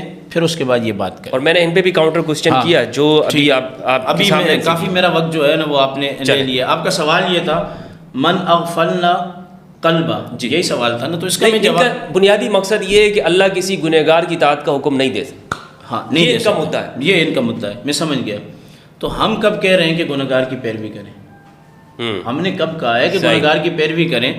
یہ میں اپنے پروگرام کی ابتدا میں آپ کو کہہ چکا کہ جناب عمر رضی اللہ تعالیٰ عنہ، جناب سیدنا صدیق اکبر رضی اللہ تعالیٰ عنہ، جناب حضرت عثمان رضی اللہ تعالیٰ عنہ، جناب مولا کائنات سیدنا علی المرتضیٰ رضی اللہ تعالیٰ عنہ، ان چاروں بزرگوں کے خطبات ہماری کتابوں میں اور شیعہ کی کتابوں میں بھی موجود ہیں مولا کائنات کے، کہ اگر میں قرآن سے اور حدیث سے ادھر ادھر ہٹوں تو اسی وقت میری گرفت کرنا. صحیح ہے. تو پتہ چلا کہ مولا کائنات کا یہ کہنا، ان بزرگوں کا یہ کہنا کہ اگر ہم ہٹیں تو گرفت کرنا، اس سے پتہ یہ چلتا ہے کہ نبی کے علاوہ کسی سے امکان ہے. میں یہ نہیں کہہ رہا ان سے گناہ ہوتے ہیں، لیکن کیے تو نہیں ہے نا انہوں نے کوئی گناہ اس طرح کے، خلفائے راشدین کے کوئی گناہ تو موجود نہیں ہے. اہل سنت کا مذہب یہ ہے کہ انبیاء علیہ السلام اور فرشتے گناہوں سے معصوم ہیں. یہ صفت فرشتوں کی ہے اور انبیاء علیہ السلام کی ہے. انبیاء علیہ السلام کے علاوہ کوئی بھی گناہوں سے معصوم نہیں ہے مگر اللہ کی توفیق، اس کے فضل سے اور نبی کریم علیہ السلام کے زمانہ کی برکت سے اہل بیت اور صحابہ کرام گناہوں سے محفوظ ضرور ہیں. صحیح ہے. کلیئر ہو گئی بات. یعنی ان کا کوئی فیصلہ ایسا نہیں جس کو ہم کہہ سکیں یار یہ قرآن و حدیث کے خلاف کیا. اگر اس میں اجتہاد ہے تو اجتہاد کے اندر اجتہادی خطا باقی ہے، یہ کہیں بھی ہو سکتی ہے. صحیح، ٹھیک ہے. یہ کہیں بھی ہو سکتی ہے. دیکھیں سلیمان علیہ السلام کے پاس اور حضرت داؤد علیہ السلام کے پاس ایک عورت کا مسئلہ آیا تھا، اور آپ اچھے طریقے سے جانتے ہیں کہ حضرت سلیمان علیہ السلام نے جو فیصلہ کیا تھا وہ فیصلہ اللہ نے پسند فرمایا تھا. ٹھیک. اچھا حضرت عمر، نہیں میری بات مکمل نہیں ہوئی نا، آپ کیوں جا رہے ہیں؟ ان کو ٹائم دیا آپ نے. حضرت عمر رضی اللہ تعالیٰ عنہ نے، وہ تو آپ نے اپنا مدعا دونوں نے بیان کر دیا. اب جو آپ کے سوالات ہیں وہ میں ان سے کرنا چاہتا ہوں. آپ میری باری ابھی سنیں، مجھے پہلے اس پہ بات کرنے دینا، ٹائم لینے دینا، آپ تھوڑا سا عمل کا مظاہرہ کریں. سیدنا صدیق اکبر رضی اللہ تعالیٰ عنہ، سیدنا عمر بن خطاب رضی اللہ تعالیٰ عنہ کا جو اختلاف ہے بدری قیدیوں کے بارے میں، وہ بھی تو نبی کے سامنے ہوا جی، اور اس میں دونوں طرف صحابہ بھی تھے، مولا کائنات بھی تھے. تو سب باتیں ہمارے سامنے ہیں. مولا کائنات نے بھی کئی مقامات پر قرآن اور حدیث کے حوالے سے اجتہاد فرمایا ہے آپ نے. اچھا جی. سیدنا عثمان کے طور پر، جی مثال کے طور پہ سیدنا عثمان ابن عفان کے ہاتھ پر آپ نے بیعت کی تھی، آپ ان کے پیچھے نماز پڑھتے تھے اور آپ اس حکومت کے مرکزی جو ہے وہ رکن تھے. اور میں یہ سمجھتا ہوں کہ یہ تو شیعہ کتابوں میں بھی موجود ہے کہ جب پوچھا گیا مولا کائنات سے کہ ان دو بزرگوں کی حکومتوں میں فتنہ نہیں ہوا تو آپ کی حکومت میں آزمائش بڑھی ہے، تو آپ نے فرمایا ان کے مشیر ہم تھے، ہمارے مشیر تم ہو. تو پتہ چلا کہ شیخین کی جو حکومت تھی اس میں مشیر سیدنا علی المرتضیٰ تھے. مگر سیدنا علی المرتضیٰ اور اس وقت اکابرین صحابہ، جب وقت کا ایک مظلوم خلیفہ، اس وقت تو کربلا بھی برپا نہیں ہوا نا، زمین پر کوئی ایسی بات نہیں ہوئی، بے دردی کے ساتھ حضرت عثمان ابن عفان شہید کیے جا رہے ہیں. تو مولا کائنات کا اس میں اجتہاد یہ تو ہے نا کہ آپ نے اپنے بیٹوں کو حفاظت کے لیے بھیجا، آپ خود تشریف نہیں لائے، آپ اس کو کیا کہیں گے؟ اور حضرت عثمان ابن عفان کا اجتہاد بھی تو ہے نا کہ آپ نے اتنی بڑی، یعنی کہ 26 لاکھ مربع میل سے زیادہ حکومت تھی آپ کی، اور آپ نے ان کو گولی چلانے کا حکم بھی نہیں دیا. کریڈٹ تو دینا آپ. مدینہ المنورہ کی وجہ سے، اس کی حرمت کی وجہ سے، کہ میں پہلا وہ خلیفہ بھی نہیں بننا چاہتا کہ میری وجہ سے لوگ خون بہائیں. تو اجتہاد تو ہے ہر جگہ. خیر یہ باتیں تو ہو گئیں. اگلی بات یہ ہے کہ انہوں نے یہ کہا، بار بار یہ بات کہتے ہیں کہ یحییٰ زکریا علیہ السلام نے وارث مانگا، انہوں نے بیٹا مانگا. اس سے مراد یہ ہے ہی نہیں جو یہ استدلال کر رہے ہیں. انہوں نے کہا کہ پہلے نبی کا بھائی نبی ہوتا تھا، اس کا بیٹا نبی ہوتا تھا، اس کا باپ نبی ہوتا تھا. ان سارے نبیوں میں سے میرے آقا دو جہاں صلی اللہ تعالیٰ علیہ وسلم کے نہ والد نبی ہیں، نہ بھائی نبی ہیں، نہ بیٹا نبی ہے. یہ سوال لکھیں. میں سوال یہ انہوں نے یہ بات کہی کہ نبی کریم علیہ، ماشاء اللہ مجھے خوشی بھی ہے، مانا انہوں نے، نبی کریم علیہ الصلوۃ والسلام نماز بھی مسجد نبوی میں پڑھاتے تھے اور حکومت بھی کرتے تھے. بالکل رائٹ بات کی انہوں نے، بہت زبردست. اس کے بعد سیدنا صدیق اکبر حکومت بھی کرتے تھے اور نماز بھی پڑھاتے تھے. پتہ چلا کہ ان کا جو صحیح مذہب ہے شیعہ کا وہ یہی ہے کہ جو حاکم وقت سیدنا صدیق اکبر تھے ان کی فضیلت اسی طرح ہے کہ جس طرح اللہ اور اس کے رسول نے دی ہے، کہ ان کے بعد صدیق اکبر کا نمبر ہے، پھر عمر بن خطاب کا، پھر عثمان ابن عفان کا، پھر مولا کائنات رضوان اللہ تعالی علیہم اجمعین کا. وگرنہ ان کے ہاں سے یہ بات آتی ہے کہ وہ حکومت کے تو خلیفہ ہیں مگر کسی اور چیز کے وہ خلیفہ نہیں ہیں. رہی یہ بات کہ مولا کائنات نے نبی کریم علیہ السلام کے وصال کے بعد ان تینوں بزرگوں کے پیچھے نماز پڑھی ہے، ان کی حکومت میں جہاد کیا ہے، مسلمہ کذاب کے خلاف آپ مجھے کہیں سے روایت لا کے دے سکتے ہیں کہ مولا کائنات نے ایکشن نہیں لیا؟ کس کی حکومت میں لیا؟ سیدنا صدیق اکبر رضی اللہ تعالیٰ عنہ کی حکومت میں لیا۔ تو جب مولا کائنات نے ان کو رسول کا جان نشین بھی تسلیم کیا، ان کے پیچھے نماز بھی پڑھی، اور یہ بات بھی موجود ہے جب کوفہ کی مسجد میں آپ سے پوچھا گیا کہ آپ نے ان کی پیروی اور اطاعت کیوں کی، تو آپ نے فرمایا اس لیے کی کہ رسول اللہ صلی اللہ علیہ وسلم نے اپنی علالت کے ایام میں جب ابو بکر رضی اللہ تعالیٰ عنہ کو اپنے مصلی پر کھڑا کیا تو میں نے اسی دن سمجھ لیا کہ میری نماز کا مالک ابو بکر ہے تو میری حکومت کا اور معاملات کا مالک بھی ابو بکر ہوگا۔ یہ مولا کائنات کا اپنا بیان ہے۔ تو پہلی بات تو یہ ہے کہ نبی علیہ السلام کسی کے بیٹے بھی نہیں ہیں، نبی کے بیٹے نہیں ہیں، آپ کا بھائی۔ دوسری بات یہ بار بار یہ بات کرتے ہیں، پورے قرآن کے اندر ابراہیم علیہ السلام نے وارث مانگا ہے، بیٹے مانگے ہیں، زکریا علیہ السلام نے وارث مانگا ہے، بیٹے مانگے ہیں، نوح علیہ السلام نے بیٹے کو کشتی میں بٹھانے کے لیے اللہ سے عرض کی، اللہ پاک نے منع فرما دیا ہے۔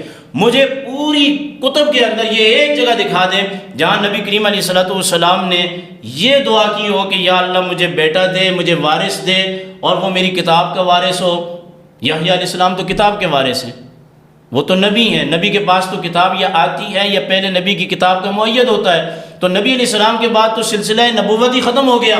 جب نبی علیہ السلام کے بعد سلسلہ نبوت ہی ختم ہو گیا تو پھر آپ کے جان نشین کا جو ان کا استدلال ہے نبی ہونا چاہیے وہ سلسلہ ختم ہو گیا، اور ہمارے پاس صحیح حدیث پاک موجود ہے، اور یہ زیر باس آیت بھی اور جو دوسری آیت میں نے پڑھی یہ اس پر نصوص قطعی دلالت کرتی ہیں کہ نبی علیہ السلام کی جو وراثت ہے وہ وراثت ہے، دینی وراثت ہے، وہ علم وراثت ہے، وہ نبی علیہ السلام کی مسجد نبوی شریف کا مصلی وراثت ہے۔ اور اس کے لیے آپ نے مولا کائنات کے لیے 3 مرتبہ اللہ سے دعا کی تھی، 3 مرتبہ۔ سبل الہدی والرشاد کے اندر یہ روایت موجود ہے، اللہ پاک نے منع فرما دیا۔ اور مسلم کی صحیح حدیث پاک ہے کہ سرکار دو عالم صلی اللہ علیہ وسلم نے وصال کے وقت قلم اور کاغذ منگوائے، اور اس کے بعد یہ صحیح حدیث ہے، اس کی سند پر کوئی کلام نہیں کر سکتا۔ میرے آقا نے فرمایا رہنے دو، اللہ اور لوگ ابو بکر کے علاوہ کسی اور پر راضی نہیں ہوں گے۔ اور اس روایت میں یہ بھی ہے، میں لکھنا اس لیے چاہتا تھا، ہو سکتا ہے کوئی تمنا کرنے والا تمنا کرے۔ اگلی جو آخری بات ہے جی، اگلی جو آخری بات ہے وہ یہ ہے، جو معصوم ہوتا ہے وہ کبھی بھی خلافت کا طلبگار ہوتا ہی نہیں ہے۔ اچھا جی، کیونکہ نبیوں کے بعد جو خلافت کا معاملہ ہے اس میں دنیاوی جاہ و جلال تو ہے نا، کہ حکومت ملے گی، منصب خلافت ملے گا، مکہ اور مدینہ زیر تسلط ہوگا۔ اچھا، انبیاء علیہ السلام نے سوائے سلیمان علیہ السلام کے کسی نبی نے حکومت کی اللہ سے دعا کی ہی نہیں ہے، نہ وہ طلبگار رہے ہیں۔ اگر انہوں نے کہیں حکومت مانگی بھی ہے تو اس میں نفاذ دین ہے، نفاذ دین کے علاوہ کوئی بات نہیں ہے۔ حضرت یوسف علیہ السلام نے جو کہا اجعلنی علی خزائن الارض، عہدہ مانگا تھا۔ میں وہی کہہ رہا ہوں کہ چند انبیاء علیہ السلام کے علاوہ دیگر انبیاء کرام نے نہیں۔ اور نبی علیہ السلام کے بارے میں تو یہ خود پڑھ لیں، سورہ فرقان کے اندر یہ ہے کہ اگر ہم بطحہ پہاڑ کو آپ کے لیے سونا بنا دیں۔ علامہ صاحب آپ کا وقت ہو گیا، اختتام ہو گیا، میں بہت شکریہ ادا کرتا ہوں آپ کا۔ حافظ صاحب، آپ سے جو ان کی گفتگو سے میں نے جو سوال میرے پاس آئے ہیں وہ یہ ہے کہ انہوں نے کہا اولو الامر سے مراد علماء کرام ہے، اور یہ آج بھی موجود ہے، علماء ہیں۔ انہوں نے آیت بھی پیش کی، تو اس کا کیا جواب ہے؟ دیکھیں، بسم اللہ الرحمن الرحیم، یہ جو انہوں نے بات کہی ہے یہ ان کی ذاتی رائے ہے، ان کی تمام تفاسیر نہیں، اس کے لیے انہوں نے آیت پیش کی، آیت کا نمبر بتائیے گا۔ ہے جو انہوں نے جوڑی ہے، اس کی تفسیر جو ہے ان کا عقیدہ اہل سنت کا اجماع جو ہے اس چیز پر نہیں ہے۔ میں نے آپ کے سامنے مثالیں پیش کی کہ جو حاکم بنے اور ان کے لیے کہا گیا کہ یہ اولو الامر ہے، اللہ نے ان کی اطاعت واجب کی ہے۔ علماء والا جو ہے، علماء اگر دیکھیں نا، اگر ہے تو علماء اگر اولو الامر ہیں تو کیا وہ اپنی جو حقیقی علم ہے یا جس پر وہ دسترس رکھتے ہیں لوگوں کا نافذ کروا سکتے ہیں؟ نہیں کروا سکتے نا۔ بات یہ ہے کہ اللہ چاہتا ہے کہ میرا دین نافذ ہو، تو یہ کام وہ کرے گا جو اللہ کا نمائندہ ہے۔ اب میں ان کی ذاتی رائے کو تو قبول نہیں کر سکتا نا۔ بات یہ ہے کہ جو سوال میں نے اٹھایا تو ہداروی صاحب نے جو ریئیکشن دیا وہ ریئیکشن سے میں سمجھ گیا کہ جو میں نے سوالات اٹھائے ہیں، جو باتیں میں نے اٹھائی ہیں، ہداروی صاحب اس کو یعنی ان کے پاس جو ہے وہ شاید جواب نہیں ہے، یا جو ریئیکشن اٹھایا تھا میں نے مخاطب تھا آپ سے، تو اس بات پر جو ہے مجھے آج بڑا تعجب ہوا. تو یہ اپنا ویسے تو میں ان کو اپنا بھائی سمجھتا ہوں، ہم یہاں پر علمی گفتگو کر رہے ہیں، اور اس طرح سے تیز ہونے سے آپ سمجھ رہے ہیں کہ آپ حاوی ہوں گے یا جیت جائیں گے، تو یہ کبھی نہیں. کیا آیت کا نمبر بتائیے گا؟ اس پہ نمبر نہیں ہے، دیکھ لیں. جی میں اپنی بات پوری کر لوں پھر اپنے ٹائم پہ آپ جی آپ مجھے بتا دیجیے گا. ان کو بتا دیں. آپ ان سے ہاتھوں ہاتھ ایک سوال کا جواب لے لیں کہ اگر جب ہم دنیا سے چلے جائیں، مر جائیں، محشر کے دن اللہ ہم سے یہ سوال کرے گا کہ جو پہلی خلافت بنی ثقیفہ بنی ساعدہ کے اندر یا دوسری یا تیسری، اللہ ان کے بارے میں ہم سے سوال کرے گا؟ نہیں کرے گا. اللہ صرف آپ سے 3 سوال ہیں. ما ربک ما دینک ما کنت تقول فی حق ھذا. آپ ان کی بات کو نوٹ کر لیں. صحیح. انہوں نے کہا کہ جی کیا فرمایا؟ اللہ ہم سے نہیں پوچھے گا کہ آپ نے حضرت ابوبکر کی خلافت کو مانا نہیں مانا. صحیح. انہوں نے کہا کہ اللہ نہیں پوچھے گا. یہ آپ لکھ لیں اپنے پاس. میں لکھ رہا ہوں. کسی کا نہیں پوچھے گا. نہیں پوچھے گا، یہ تو آپ کہہ رہے ہیں نا. ایسے پوچھے گا کہ آپ ہمدردی آپ کے ساتھ کی ہے، اس میں دیکھتے ہیں کہ ایمانیات کے بارے میں سوال ہوگا. میں تو کہتا ہوں کہ انشاءاللہ پوچھے گا اللہ. ٹھیک ہے، چلو میں نے لکھ لیا. میں یہ تمنا کرتا ہوں آج کیمرہ کے سامنے جی کہ اللہ مجھے یہ وقت دکھائے اور ہداروی صاحب ہم اکٹھے ہوں، کہ پھر میں ہداروی صاحب سے پوچھوں کہ ہداروی صاحب دیکھو اللہ پوچھا نہیں پوچھا. آپ اکٹھے تو ہیں نہیں، جب ہم اللہ کے سامنے ہوں، جب اللہ کے سامنے معاملہ ہو، تو میں ہداروی صاحب کو اللہ سے میری اس وقت یہ التماس ہے کہ میں پوچھوں گا کہ ہداروی صاحب اب بتاؤ کہ اللہ نے پوچھا نہیں پوچھا کہ وَقِفُوهُمْ إِنَّهُمْ مَسْئُولُونَ، کہ اس آیت کے اندر جو آپ پڑھتے ہیں کہ اکثر اہل سنت علماء نے بھی اس کی تفسیر لکھی ہے کہ وہ کہتے ہیں کہ اللہ ان سے پوچھے گا کہ علی کی ولایت کا ان سے پوچھو، ان کو روکو. یہ آپ نہیں مانتے، لیکن آپ ہی کے بریلوی علماء کی ویڈیو موجود ہے. نہیں ویڈیو نہیں، کتاب دکھا دیں. نہیں میں آپ کو دکھاؤں گا. دوسری بات یہ ہے کہ یہ کہہ رہے تھے کہ مولا علی کو بھی شامل کیا کہ بھائی تم اگر دیکھنا مجھ میں کوئی خرابی تو مجھے روکنا. مولانا نے کبھی ایسا نہیں کہا. مولا علی نے تو کہتا تھا کہ سلونی قبل ان تفقدونی، مجھ سے سوال کرو. یعنی ان کو اپنے علم پہ اتنا بھروسہ تھا کہ میں ایسے علم پر ہوں کہ میں کسی بھی سوال کا جواب دے سکتا ہوں. یہ دعویٰ وہی کرتا ہے. تو آپ بلا وجہ جو ہے نا امیر المومنین کو ان چیزوں میں نہ جوڑا کریں. آپ امیر المومنین کا جو علم ہے وہ وارث قرآن ہے. اللہ نے ان کو وارث قرآن بنایا ہے، رسول خدا کے علم کے وارث ہیں وہ. آپ ان کا کمپیریزن نہ کیا کریں کسی کے ساتھ. تو اگر یہ کہہ رہے ہیں نا کہ امام معصوم کا کوئی کانسیپٹ ہی نہیں ہے، اگر امام معصوم کا کوئی کانسیپٹ نہ ہوتا، ایک عام شخص یہ کام کر سکتا ہوتا، تو خدا کی قسم اللہ کے نظام میں رسول خدا کی وصیت میں امام مہدی نہ ہوتے. ضرورت ہی نہیں تھی کہ یہ امت اس قدر انتظار کرے کہ معصوم بچے فلسطین میں مر رہے ہوں، لوگ ناحق قتل ہو رہے ہوں، تفرقہ بازی ہو، کسی کو دین کا کچھ پتہ ہی نہ ہو. اگر ایسا ہے تو پھر اللہ رب العالمین عام لوگوں سے اپنے دین کو غلبہ دلوا دیتا. صرف امام مہدی کے لیے کیوں رکھا کہ وہ دنیا کے اندر کا عدل قائم کریں گے، وہ دنیا کے اندر انصاف قائم کریں گے، وہ دنیا کے اندر ایک دین کو نافذ کریں گے، اللہ کا ایک اولو الامر پوری دنیا پر، خلیفۃ اللہ فی الارض. صحیح. تو بھائی آپ کیوں اس سارے دوران میں جو ہے اللہ آپ کو یہ دکھا رہا ہے کہ میرے بنائے ہوئے نظام کو جھٹلایا ہے، تو اب دیکھ لو نتیجہ. اچھا اللہ جب اپنے امر کو غالب کرے گا پھر دنیا دیکھ لے گی کہ ہاں ہم غلط تھے، جس امام کی ہم انتظار میں تھے، جس کو آنا تھا، وہ واقعی معصوم ہے، اس سے گناہ اشتباہ نہیں ہوتا. تو بھائی اگر ایسا ہے تو یہ کانسیپٹ میں چیز نہیں آتی نا. تو پھر بہت سارے لوگ موجود ہیں، بڑے بڑے علماء موجود ہیں، ساری امت اجماع کر کے بنا لے ان کو خلیفہ اور کہے کہ یہود و نصارہ پر سب صحیح. یعنی آپ کے کہنے کا مقصد یہ ہے کہ یہ جو علماء اگر اولو الامر سے مراد لیں تو وہ تو اس کا کوئی رزلٹ نکلتا ہی نہیں نا. بات یہ ہے کہ بات کہنے سے کافی نہیں ہوتی نا، مقصد آپ عمل بھی تو ایک چیز نظر آنا چاہیے. اچھا علامہ صاحب میرا سوال، ہزاروی صاحب آپ سے میرا یہ سوال یہ ہے، آپ بتائیے کہ آپ نے جو بات کی علماء والی، اسی سے میں آگے لے کے چلنا چاہتا ہوں. اگر علماء مان لیے جاتے ہیں اولو الامر سے، تو صحیح روایت ہے مسلم کے اندر موجود ہے کہ اگر تمہارے اوپر ایک حبشی بھی مسلط کر دیا جائے امیر، اور اس کی سر اس طرح ہو جس سے کشمش کی طرح اس کا سر، یعنی بالکل ایسے چھوٹا سا سر ہو، جی جی، پھر بھی تم نے اس کی اطاعت کرنی ہے، اس کی اطاعت سے باہر نہیں جانا. جی تو ہمیں بتا دیے گئے ہیں کہ امیر مراد ہے اس سے. جی، تو یعنی اس کی امیر کی مطلق اطاعت مراد ہے. مطلق مراد نہیں ہے. میں نے اسی لیے گفتگو کے شروع میں کہا اس کی بات ماننی ہر حالت میں بات ماننی. آپ کے پچھلے 2 پروگراموں میں ہم خلیفہ کے، اگر ہم اولو الامر سے مراد خلیفہ لیتے ہیں تو اس کی شرائط اور ساری چیزیں میں بیان کر چکا ہوں، ان کو میں دہراؤں گا نہیں. اولو الامر جہاں تک امر کی بات ہے نا، یہ کہہ رہے ہیں کہ امر سے مراد کیا انہوں نے لیا کہ زبان سے نہیں بلکہ ان کے پاس طاقت ہو، ایسا انہوں نے لفظ استعمال کیا. امر قرآن کریم کے اندر قول کے معنی میں بھی آیا ہے. وما امر فرعون برشید. امر ایک ایسا معاملہ ہے کہ یہ اچھے کے لیے بھی آتا ہے، برے کے لیے بھی آتا ہے. یہ عربی زبان کا لفظ ہے.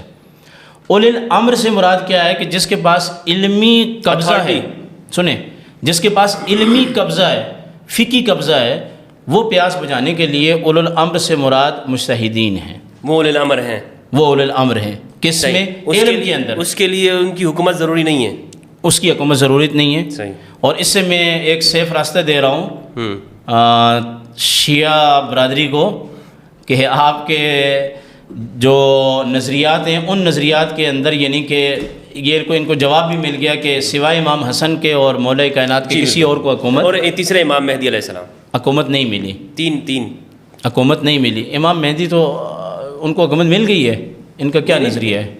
ملے گی نا، یہ تو ہمارا یقین ہے ملے گی. کہ مطلب ابھی وہ دنیا میں ہیں تو ان کے پاس اتھارٹی نہیں ہے. 12 میں سے 3، یعنی یہ بھی تو امام کی تو اس میں نہیں آتا، نقص میں نہیں آتا کہ اگر ایسا مذہب ہے جو آپ بتا رہے ہیں کہ نہیں ملے گی. اہل سنت کے عقیدے کے مطابق میں بات کر رہا ہوں. نہیں، اہل سنت کے عقیدے کے مطابق تو پیدائش ہی نہیں ہوئی نا. میں کہنے لیکن میں یہ سمجھنا چاہ رہا ہوں جیسے یہ انہوں نے کہ ان کے ائمہ میں سے 3 کو حکومت تو ملے گی نا. اس وقت امام مہدی غیبت میں ہیں، کس کنڈیشن میں ان کے پاس اتھارٹی ہے یا نہیں ہے؟ آ جائے میرا ٹرن تو آپ نہیں، میں نے آپ کو ایک سوال کا جواب دیا تھا جو آپ نے لکھا. میں نے کیا تھا تو آپ کو غصہ آ گیا تھا. نہیں، بعد میں آپ اس کے بعد آپ نے کیا تھا.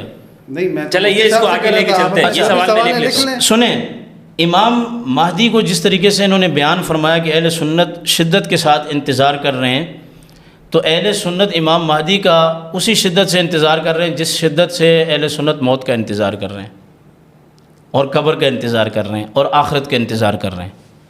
یعنی کہ امام مہدی کے آنے کا عقیدہ ہے میرے بھائی، اور وہ بھی ہماری اخبار احاد سے ثابت ہے، کوئی قرآن کریم سے ثابت نہیں ہے، حدیث متواترہ سے بھی ثابت نہیں ہے.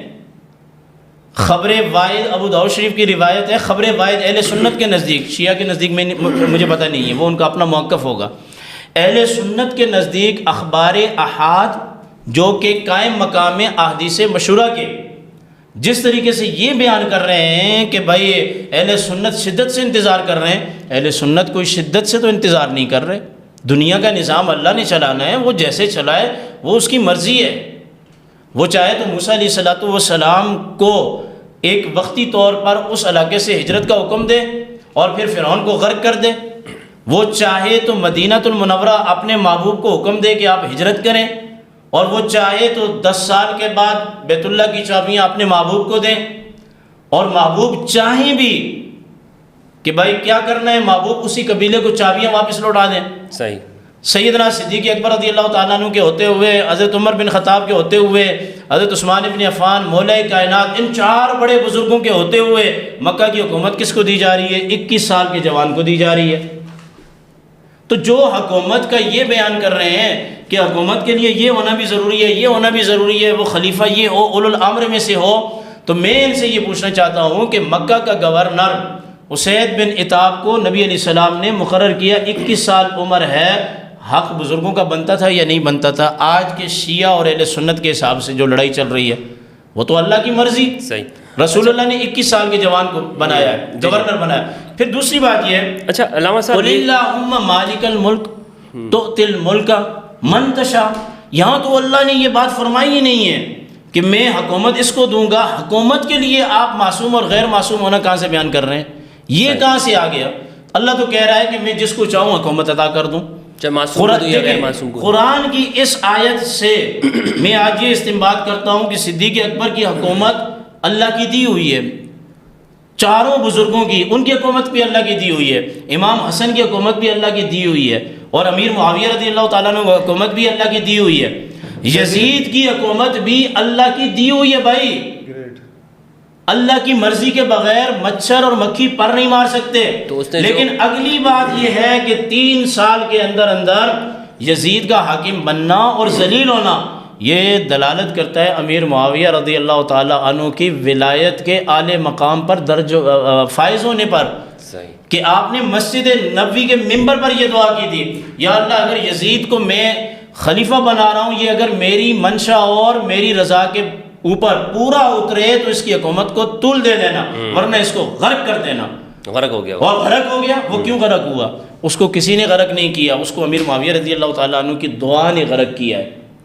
اب اگر آپ یہ کہیں کہ بھائی بیٹا اگر بدبخت ہے تو باپ کو ہم الزام دیں گے, تو کیا پھر آپ انبیاء علیہ السلام کی صف میں جا سکتے ہیں؟ صحابہ کرام میں سے کتنے صحابہ کرام آپ وہاں بات کر سکتے ہیں؟ امام مہدی رضی اللہ تعالیٰ عنہ کو جو مقام اور مرتبہ آپ نے دیا ہے, وہ مقام اور مرتبہ تو امام زین العابدین سے بھی آپ کا زیادہ لگتا ہے, یعنی کہ آباء و اجداد سے بھی بڑا چڑھا کے دے رہے ہیں. پھر جہاں تک انہوں نے کہا کہ امت ذلیل ہو رہی ہے اس وجہ سے کہ یزید یا دوسرے تیسرے کا نام کیا, میں کہتا ہوں امت ذلیل ہو رہی ہے حضرت عمر رضی اللہ تعالیٰ عنہ کی شہادت کے بعد.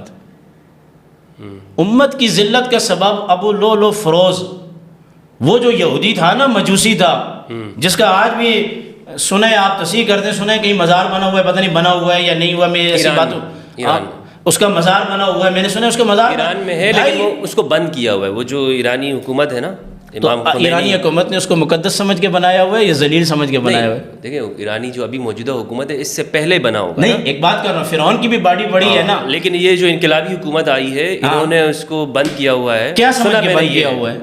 آپ گئے ایران, میں نے آپ کی ایک ویڈیو سنی ہے, آپ نے کہا ہے میں قسم اٹھا کے کہتا ہوں ایران کے اندر شیعہ مساجد پہ کوئی پابندی نہیں ہے. شیعہ مساجد جی یہ آپ کی ویڈیو بنی ہوئی ہے کہ ایران مساجد میں نہیں, سنی مساجد پہ, سنی مساجد پہ. تو مجھے آپ واضح کر کے بتائیں کہ وہ لؤلؤ فروز جو نماز کے اندر حضرت عمر رضی اللہ تعالیٰ عنہ کو شہید کر رہا ہے, تو ایرانی حکومت نے کیا سمجھ کے اس کا مزار بنایا ہوا ہے؟ میں اپنے عرف کے اندر تو یہی سمجھتا ہوں مزار اس کا ہوتا ہے جو مقدس چیز کا ہوتا ہے. اگر یہ اس کو مقدس سمجھتے ہیں کہ جو اللہ کے نبی کے اور علی کے بھائی حضرت عمر بن خطاب رضی اللہ تعالیٰ عنہ کو نماز کی حالت کے اندر شہید کر رہا ہے اور اس کی پاداش میں ہے, تو یہ تو انتہائی امت کے ساتھ کھلواڑ ہے.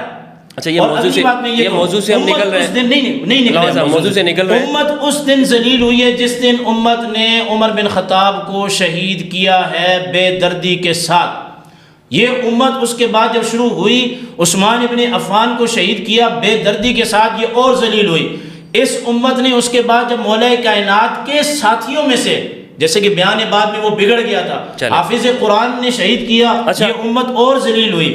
اور اس کے بعد جب یزید نے کارنامہ انجام دیا تو یہ امت اور ذلیل ہوئی. اور جب کوفہ والوں نے امام حسین رضی اللہ تعالیٰ عنہ کو کوفہ بلایا تو اس امت کی ذلت اب قیامت تک ہے. کیونکہ دیکھیں بالکل آپ کی بات اگر علامہ صاحب کو معاف کر سکتا ہے, دغاباز کو معاف نہیں کرے گا. ہزاروی صاحب, علامہ صاحب نے ایک سوال کیا تھا. جی وہ سوال یہ ہے کہ کیا ایسے علماء تھے جنہوں نے حجاج کے لیے لوگوں کو ترغیب دلائی اور اس کی بیعت کی تھی؟ دیکھیں حجاج بن یوسف کے زمانے, اچھا ایسا کوئی تھا کہ جس نے یزید کے لیے ترغیب دلائی؟ حجاج بن یوسف کے زمانے کی بات کرتے ہیں. آج اس وقت ہم جس علاقے میں اور شہر میں بیٹھے ہیں, اگر حکومت کوئی بھی ظلم کرے تو چند درباری مولوی ان کو نہیں مل جاتے. صحیح. اچھا یزید کے لیے تھے کوئی ایسے لوگ؟ لیکن نا مروان کا اور دوسرے تیسرے کا, یہ باتیں تو آپ کو یاد ہے. امام احمد بن حنبل کو گھسیٹا گیا, مکہ کی بغداد کی گلیوں میں کوڑے مارے گئے. امام ابو حنیفہ کا جنازہ کہاں سے نکلا؟ اچھا تو سنیں, یہ کہتے ہیں اہل بیت کے بزرگوں کے ساتھ ظلم ہوا ہے, بالکل ناجائز ہوا ہے, قیامت کے دن اس کی گرفت ہوگی, ان بطش ربک لشدید. لیکن مجھے یہ بتائیں نا بھائی, اگر امام باقر رضی اللہ تعالیٰ عنہ, امام علی نقی, امام تقی, ان تمام کے ساتھ ظلم و زیادتی ہو رہی ہے, تو امام ابو حنیفہ کون سا محل کے اندر دنیا سے جا رہا ہے؟ اچھا حضرت عمر دیکھیں نا, کربلا میں زیادتی ہو گئی ہے تو حضرت عمر رضی اللہ تعالیٰ عنہ کون سے تخت پہ بیٹھ کے دنیا سے جا رہا ہے؟ حضرت عثمان رضی اللہ, ان کو بھی تو شہید کیا جا رہا ہے نا. تو آپ اس بات کی طرف کیوں نہیں آتے کہ آپ شیعہ سنی کی اس کو لڑائی بناتے ہیں؟ آپ اس دیکھیں نا, آپ اس بات کو کلیئر کریں کہ جتنے بزرگوں کے ساتھ جو معاملات ہوئے, جن کو گھسیٹا گیا, ذبح کیا گیا, شہید کیا گیا بے دردی کے ساتھ, کیا مدینہ المنورہ کے اندر امام حسین رضی اللہ تعالیٰ عنہ کی شہادت کے بعد 10,000 سے زیادہ پاک باز خواتین کی عزت کے ساتھ نہیں کھیلا گیا؟ ان کی ناموس کے ساتھ نہیں کھیلا گیا؟ یزید نے کیا نا، جن کو آپ نے ابھی میں یہ کہہ رہا ہوں یزید نے کیا نا، معاویہ نے خلیفہ بنایا نا۔ دیکھیں کوفہ والے امام حسین کو بلاتے نہیں، پھر یہ دغا بازی کرتے نہیں، لیکن امام حسین رضی اللہ، دیکھیں نا امام حسین رضی اللہ تعالیٰ آپ کا وقت ہو گیا علامہ صاحب، 15 منٹ پہ جا رہے ہیں۔ میں ایک سوال آپ کی اسی میں سے آپ کرنا چاہوں گا۔ آپ نے کہا کہ جب انہوں نے یہ بات کی کہ انبیاء سابقین کی مثال دیتے ہوئے کہ انہوں نے وارث مانگا، جیسے زکریا علیہ السلام نے وارث مانگا علیہ السلام نے، تو آپ نے اس کا جواب یہ دیا کہ وہاں پر وراثت سے مراد کتاب کی وراثت نہیں ہے، علم کی وراثت نہیں ہے۔ کتاب کی وراثت ہے، ایک نبی کے بعد دوسرا نبی اس کا مؤید ہوتا ہے، یا تو کتاب لے کے آتا ہے یا اس کی تائید کرتا ہے، یہ بات میں نے کہی ہے۔ جیسے ہارون علیہ السلام کتاب نہیں تھی لیکن ابراہیم حضرت موسیٰ علیہ السلام کے ساتھ مؤید بن گئے۔ وارث مانگا تھا وہ علم کا وارث مانگا، نبوت کا وارث مانگا تھا یا مال کا وارث مانگا تھا؟ بنی اسرائیل کے اندر تمام انبیاء کرام اپنا وارث جو مانگتے تھے بطور نبی کے مانگتے تھے، بطور نبی کے مانگتے تھے۔ یہ قرآن ہے، یہ قرآن ہے۔ مجھے لگا شاید آپ نے یہ کہا کہ وہاں پر کتاب کا وارث اور نہیں اس کی مانگا۔ وجہ کیا تھی کہ ابراہیم علیہ السلام کی نسل سے اللہ پاک کے ایسے وعدے تھے جو صحیفہ ابراہیم میں تھے کہ ہم آپ کی نسل میں انبیاء بھی بنائیں گے۔ کلیئر ہو گیا علامہ صاحب۔ ایک انہوں نے یہ بات کہی کہ وہاں پر جو اولو الامر ہیں وہ رسول کے جانشین ہیں، اور اس سے مراد 12 خلفاء ہیں جو کہ ہماری کتابوں میں بھی موجود ہیں۔ اس حوالے سے میرا سوال ہے کہ آپ اولو الامر علماء کے اوپر لے کے آ رہے ہیں اور یہ کہہ رہے نہیں وہ 12 خلفاء ہی مراد ہیں۔ اس کا مختصر جواب دیجیے۔ میں نے آپ کے سامنے قرآن کی آیت پڑھی ہے جی، میں نہیں کہہ رہا، انہوں نے کہا ہے کہ یہ ان کی ذاتی رائے ہے، استغفر اللہ، وَلَوْ رُدُّوهُ إِلَى الرَّسُولِ وَإِلَىٰ أُولِي الْأَمْرِ مِنْهُمْ لَعَلِمَهُ الَّذِينَ يَسْتَنبِطُونَهُ مِنْهُمْ۔ میں نے قرآن پڑھا ہے، اللہ فرما رہا ہے کہ اولو الامر سے مراد اہل علم ہے۔ میں نہیں کہہ رہا، میں جو بھی کہتا ہوں وہ حدیث کے اندر ہوتا ہے۔ میں از خود میں نے آج تک کوئی بات نہیں کہی ہے، از خود جو بات میں نے کہی ہے وہ آپ کی ویڈیو سے صرف اس قاتل عمر بن خطاب کے مزار کے بارے میں نے پوچھا ہے کہ اس کس حیثیت سے ایران نے، اچھا یہاں ایک بات تھوڑا سا جملہ لے لیں، ایران تو امام مہدی رضی اللہ تعالیٰ سنیں امام مہدی رضی اللہ تعالیٰ عنہ کی پیروی کر رہا ہے نا، تو اس کے 300 راکٹ جو ہیں وہ کیوں کسی کو مار نہیں رہے؟ چلیں وہ نہیں کیوں نہیں، پھر آپ جب دیکھیں گے سیاسی باتیں تو کر رہے ہیں کہ امت ذلیل ہو رہی ہے۔ یہ سارے جو جنگ و جدال ہوئے، اچھا یہ آپ کیا سمجھتے ہیں اہل بیت کے ساتھ ہوا، یہ کوئی کیا نام ہے شرعی معاملات تھے، یہ سارے سیاسی معاملات تو تھے۔ قبلہ میرا آپ سے سوال یہ ہے، میں گفتگو کو موضوع کو سمیٹنا چاہوں گا تاکہ ہم اس کے اختتام کی جانب لے کے جا سکیں۔ حضرت نے یہ کہا کہ خلفائے راشدین یہ اس امت کے اندر سب سے افضل گروہ ہے، یعنی ان سے بڑا نہ کوئی عالم ہے اور نہ ان سے بڑا کوئی اولو الامر ہے، یہ اولو الامر ہے خلفائے راشدین۔ یعنی یہاں تک تو 4 کی تقریباً انہوں نے تعیین کر دی اولو الامر کی، ایسا ہی ہے نا قبلہ؟ صحیح ہے، یعنی 4 اولو الامر کی تعیین۔ جب یہ چلے گئے تو پھر اس کے بعد جو آتے گئے جو صلاحیت تھی وہ بھی اولو الامر ہے۔ اچھا اولو الامر، جی میں نے مختلف اقوال آپ کے سامنے رکھے، یہی وہ رسول کے جانشین بھی 12 خلیفہ جو بھی ہوتا ہے نا وہ اہل علم سے ہوتا ہے۔ جی قبلہ، ہاں۔ تو یہ جو 4 انہوں نے بتائے خلفائے راشدین، یہ اولو الامر بھی ہیں اور یہ وہی رسول کے 12 جانشینوں میں سے 4 ہیں۔ ذرا آپ مجھے بتائیے گا کہ شیعہ نقطہ نگاہ سے جو رسول کے جانشین ہیں وہ اولو الامر اور جانشین کس طور پر ہے اور وہ کون کون سے ہیں، یہ بتا دیجیے تاکہ میں اگلا سوال آپ کی جانب۔ بسم اللہ۔ دیکھیں ناراض مت ہوئیے گا مفتی صاحب کی باتیں جو ہیں نا وہ میرا خیال ہے کہ مبنی پر حکمت نہیں تھی، جذباتی باتیں کرنے سے آپ اپنی دلیل منوا نہیں سکتے۔ اور جو بات مفتی صاحب نے کہی ہے، اب میں چاہتا ہوں کہ ہم اس کو ٹھیک طریقے سے سمجھیں۔ میں نے جو سوال کیا تھا اس کا ہدف یہ تھا کہ میں نے ان سے پوچھا کہ جو خلافتیں بنی اللہ ہم سے پوچھے گا، انہوں نے کہا نہیں بنی۔ اس سے پہلے انہوں نے کہا کہ اللہ کے رسول کے مصلی کے وارث جو ہیں حضرت ابو بکر ہیں، علم کے وارث حضرت ابو بکر ہیں، ایسا ہی جی۔ تو جس کو اللہ کے رسول نے اپنے مصلی کا وارث بنایا، اگر کوئی اسے نہ مانے، آپ کہتے ہیں کہ اللہ نہیں پوچھے گا اس سے، یعنی تو آپ نے ہمیں مقصد جو ہے مشکل میں پھنسا دیا۔ نہیں پوچھے گا وہ، اچھا مشکل میں پھنسا دیا۔ دوسری بات یہ کہ حضرت مولا علی کے حوالے سے انہوں نے کہا کہ حدیث بیان کی کہ میں نے جب دیکھا کہ حضرت ابو بکر کو کھڑا کیا مصلی پہ تو میں سمجھ گیا کہ یہ میرے، جس طرح نماز ایک اہم رکن ہے اس کے امام دین کے لیے ہوا تو دنیا کے لیے بھی۔ اچھا اب مجھے لگتا ہے کہ شاید یہ نہیں پڑھی ہوئی حدیثیں، تو میں ان کو توجہ دلانا چاہتا ہوں۔ بخاری کے اندر جب رسول خدا صلی اللہ علیہ وآلہ وسلم کی وفات کا قصہ لکھا ہے، جی جی، تو حضرت ابو بکر آئے رسول خدا صلی اللہ علیہ وآلہ وسلم کے جسد مبارک کے پاس، پھر وہاں سے جب سقیفہ چلے گئے تو وہاں پر انصار صحابہ نے کہا کہ ایک خلیفہ تم میں سے، ایک خلیفہ ہم میں سے، بڑی توجہ کے ساتھ سنی۔ تو حضرت ابو بکر نے کہا کہ نہیں خلیفہ قریش میں سے ہوگا۔ یہاں پر حضرت ابو بکر کو کہنا چاہیے تھا کہ نہیں مصلی پر میں کھڑا ہوا تھا، میں خلیفہ ہوں. پھر انہوں نے کہا کہ آپ ایسا کریں حضرت عمر کو خلیفہ بنا دیں. یہ بخاری کے اندر جملے نہ موجود ہوں، میں اپنا ذمہ دار ہوں، جو جرمانہ کہیں گے بھر کے دوں. ہیں یہ جملے ہیں، ٹھیک میں ہے، ایگری کرتا ہوں. ٹھیک ہے. اب پہلی دفعہ انہوں نے آپ کی بات سے ایگری کیا ہے. میں ہر بات دیکھیں جو نا، بات ہوگی دیکھ ایگری لیں. کروں گا میں. کیا بات ہے. پہلی دفعہ نہیں نہیں جو بات کر رہے ہیں صحیح ہے، لیکن اچھا لگا مجھے بھائی دیکھیں، دل سے کہہ رہا ہوں اچھا لگا. میں ایگری کروں گا، جو بات ہوگی میں ایگری کروں گا. حضرت ابو بکر کو خود کو نہیں پتا کہ خلیفہ مجھے بننا ہے اس لیے کہ میں مصلی پر کھڑا ہوا تھا. انہوں نے نہ انصار صحابہ سے کہا بلکہ کہا کہ آپ ایسا کریں حضرت عمر کو خلیفہ بنا دیں. تو حضرت عمر نے کہا کہ نہیں، ہم آپ کو ہی خلیفہ بنائیں گے. تو حضرت ابو بکر کی بیعت کر لی گئی. مولا علی نے بیعت نہیں کی. مولا علی نے کہا کہ ابو بکر آپ خلیفہ بن گئے، ہم سے پوچھا تک نہیں. تو وہ کہتے نا کہ بھائی میں تو مصلی پر کھڑا ہوا تھا، مجھے اللہ کے رسول بنا کر گئے، آپ کیوں اعتراض کر رہے ہیں؟ یعنی یہ بات اس بات کی وضاحت کرتی ہے کہ حضرت ابو بکر اور نے اپنے خلیفہ ہونے کے لیے اس دلیل کا استفادہ کیا ہی نہیں کہ میں مصلی پر کھڑا ہوں. نہ انصار صحابہ کو پتہ تھا، نہ ان کی بیعت کرتے وقت یہ بات کہی گئی کہ اس لیے چن رہے ہیں کیونکہ رسول خدا کے علم کے وارث ہیں، رسول خدا کے مصلی کے وارث ہیں. دوسری بات یہ کہ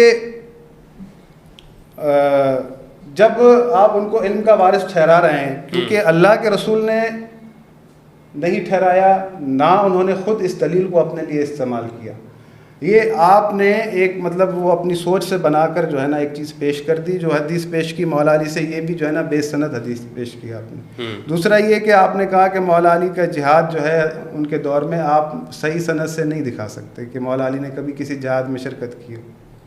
جو بھی فتوحات ہیں کسی بھی طرح سے، یعنی حضرت ابوبکر عمر عثمان کے زمانے میں جو کوئی شریک نہیں کیا. انہوں نے جو آیت پڑھی وَلَوْ رَدُّوا إِلَى الرَّسُولِ وَإِلَى أُولِي الْأَمْرِ مِنْهُمْ لَعَلِمَهُ الَّذِينَ يَسْتَنبِطُونَهُ مِنْهُمْ. تو جب بھی کوئی مرکز خلافت میں معاملہ آتا تھا، نہیں پتہ ہوتا تھا، تو رجوع کہاں ہوتا تھا؟ مولا علی کے پاس. خلافت ہمارے پاس حدیث لکھی ہے، روایت موجود ہے. خلافت کا تیسرا دن تھا، ایک مسئلہ آیا. نہیں، یہ اہل سنت کی کتابوں میں بھی موجود ہے، سنن ابو داؤد وغیرہ کے. نہیں، خلافت کے تیسرے روز مسئلہ آیا تو کسی کو پتہ نہیں تھا، کہا کہ علی سے پوچھیں. تو سب لوگ آئے، حضرت علی سے پوچھا. حضرت علی نے جواب دیا. حضرت سلمان فارسی نے کہا کہ مولا یہ تو وقت تھا کہ آپ نہ بتاتے تاکہ احساس ہوتا کہ یہ حق آپ کا تھا. تو امیر المومنین نے فرمایا کہ سلمان میں نے قرآن یاد دلا رہا تھا. پھر مولا نے آیت پڑھی فَمَن يَهْدِ إِلَى الْحَقِّ احق ان یتبع من لا یہدی الا یہدی فما لکم کیف تحکمون.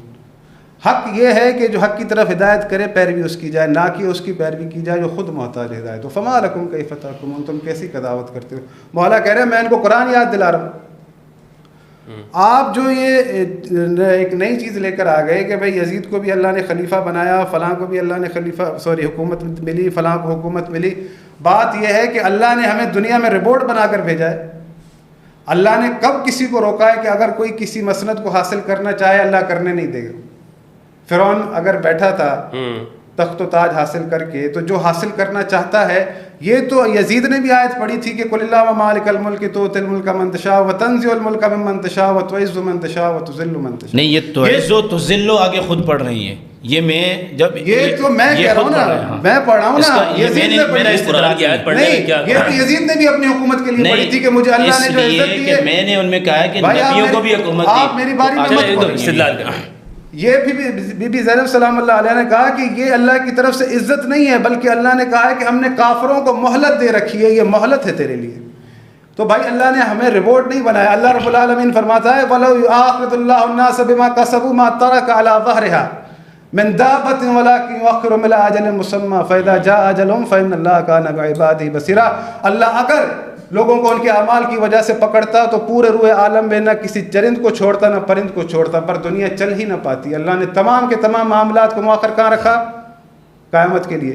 اللہ نے جسے ہادی بنا کر بھیجا ہے، اگر لوگ اس کو نہیں پسند کرتے، لوگ اٹھا کے آج کل کے حکمرانوں کو بنا دیتے ہیں، یا انہوں نے حکومتوں کا ساتھ دیا، یزید بنا، مروان بنا، عبد الملک بن مروان بنا. ہاں اللہ نے نہیں روکا لوگوں کا راستہ، اللہ نے لوگوں کو آزاد چھوڑا ہوا ہے. یہ تمہارے لیے ہدایت کا راستہ ہے، یہ تمہارے لیے کفر کا راستہ ہے، جسے چاہو چن لو. اب جو ظلم کر رہا ہے اللہ اس قدر سخت ہے کہ وَلَا تَرْكَنُوا إِلَى الَّذِينَ ظَلَمُوا فَتَمَسَّكُمُ النَّارُ وَمَا لَكُم مِّن دُونِ اللَّهِ مِنْ أَوْلِيَاءَ ثُمَّ لَا تُنصَرُونَ. ظالم کی طرف مائل بھی نہ ہونا. اگر تم ظالم کی طرف مائل ہوئے تو بغیر حساب کتاب کے تمہیں جہنم میں ڈال دیا جائے. لعنت اللہ علی الظالمین، ظالموں پر اللہ کی لعنت ہو. جہاں اس قدر حساسیت ہے تو پھر یہ حدیث کی کیا کریں گے آپ؟ کے کہتے ہیں کہ بھائی جو بھی مسلط کر دیا جائے اس کی اطاعت اللہ نے واجب کی ہے. کیوں بھائی؟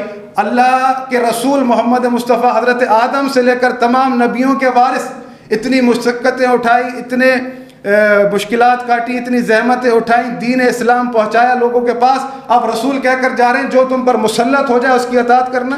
کیا یہ دین اسلام کے ساتھ ناانصافی نہیں ہے، دھوکہ نہیں ہے؟ کہ اللہ کے دین کے ساتھ تہمت نہیں ہے، اللہ کے نظام کے اوپر تہمت نہیں ہے کہ آپ لوگوں سے کہیں کہ بھئی جو آپ پر مسلط ہو جائے وہ اللہ نے اس کی اطاعت واجب کی ہے. اللہ آپ سے کہتا ہے کہ رسول خدا کے اوصاف بیان کرتا ہے، الذین یتبعون الرسول النبی الامی الذی یجدونہ مکتوبا عندهم فی التوراۃ ویحل لهم الطیبات ویحرم علیہم الخبائث ویدع عنہم اصرهم والاغلال التي كانت علیہم فالذین آمنوا به وعزروه ونصروه واتبعوا النور الذی انزل معه اولئک هم المفلحون.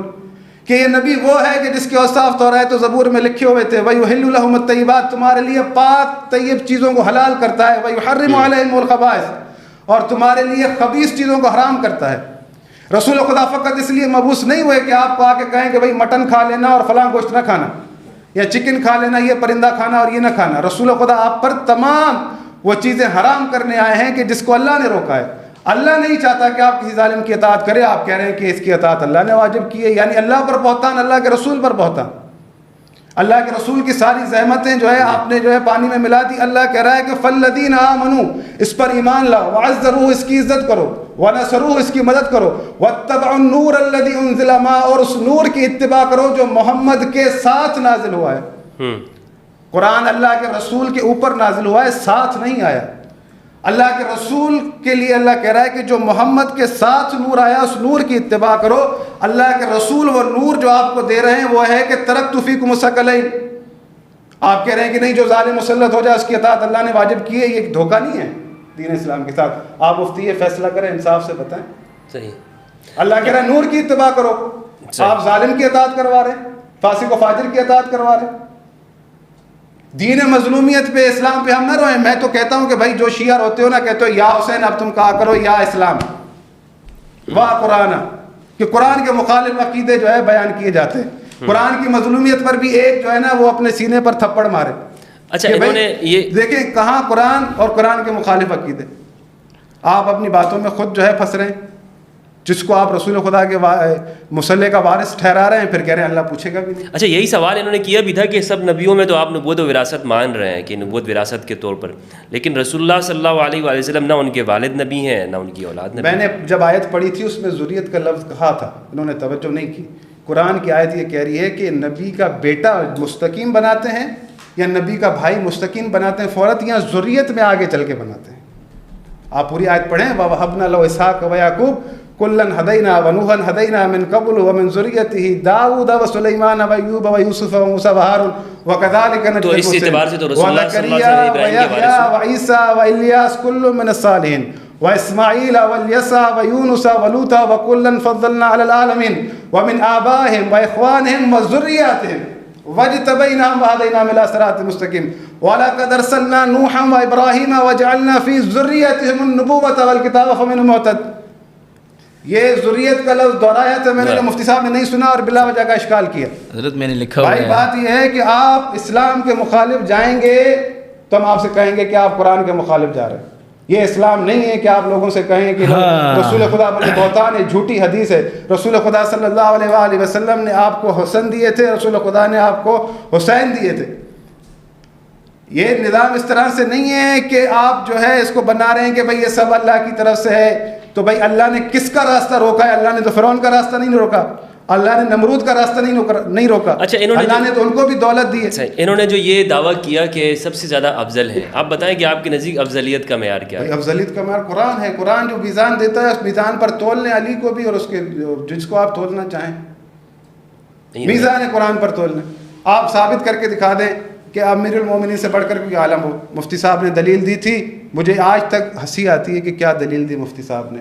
تو مجھے شرم آ رہی تھی کہ یار میں کیسے ان کو کاؤنٹر کروں کہ یار مفتی صاحب یہ کیا آپ نے جو ہے نا یہ دلیل دی ہے کہ میں جو ہے نا اب اس میں پریشان ہوں. انہوں نے کہا کہ حضرت ابو بکر نے وہ حدیث بتائی تھی رسول خدا کو کہاں دفن کرنا ہے, یہ جو ہے ان کو پتہ تھا لہذا وہ عالم ہے.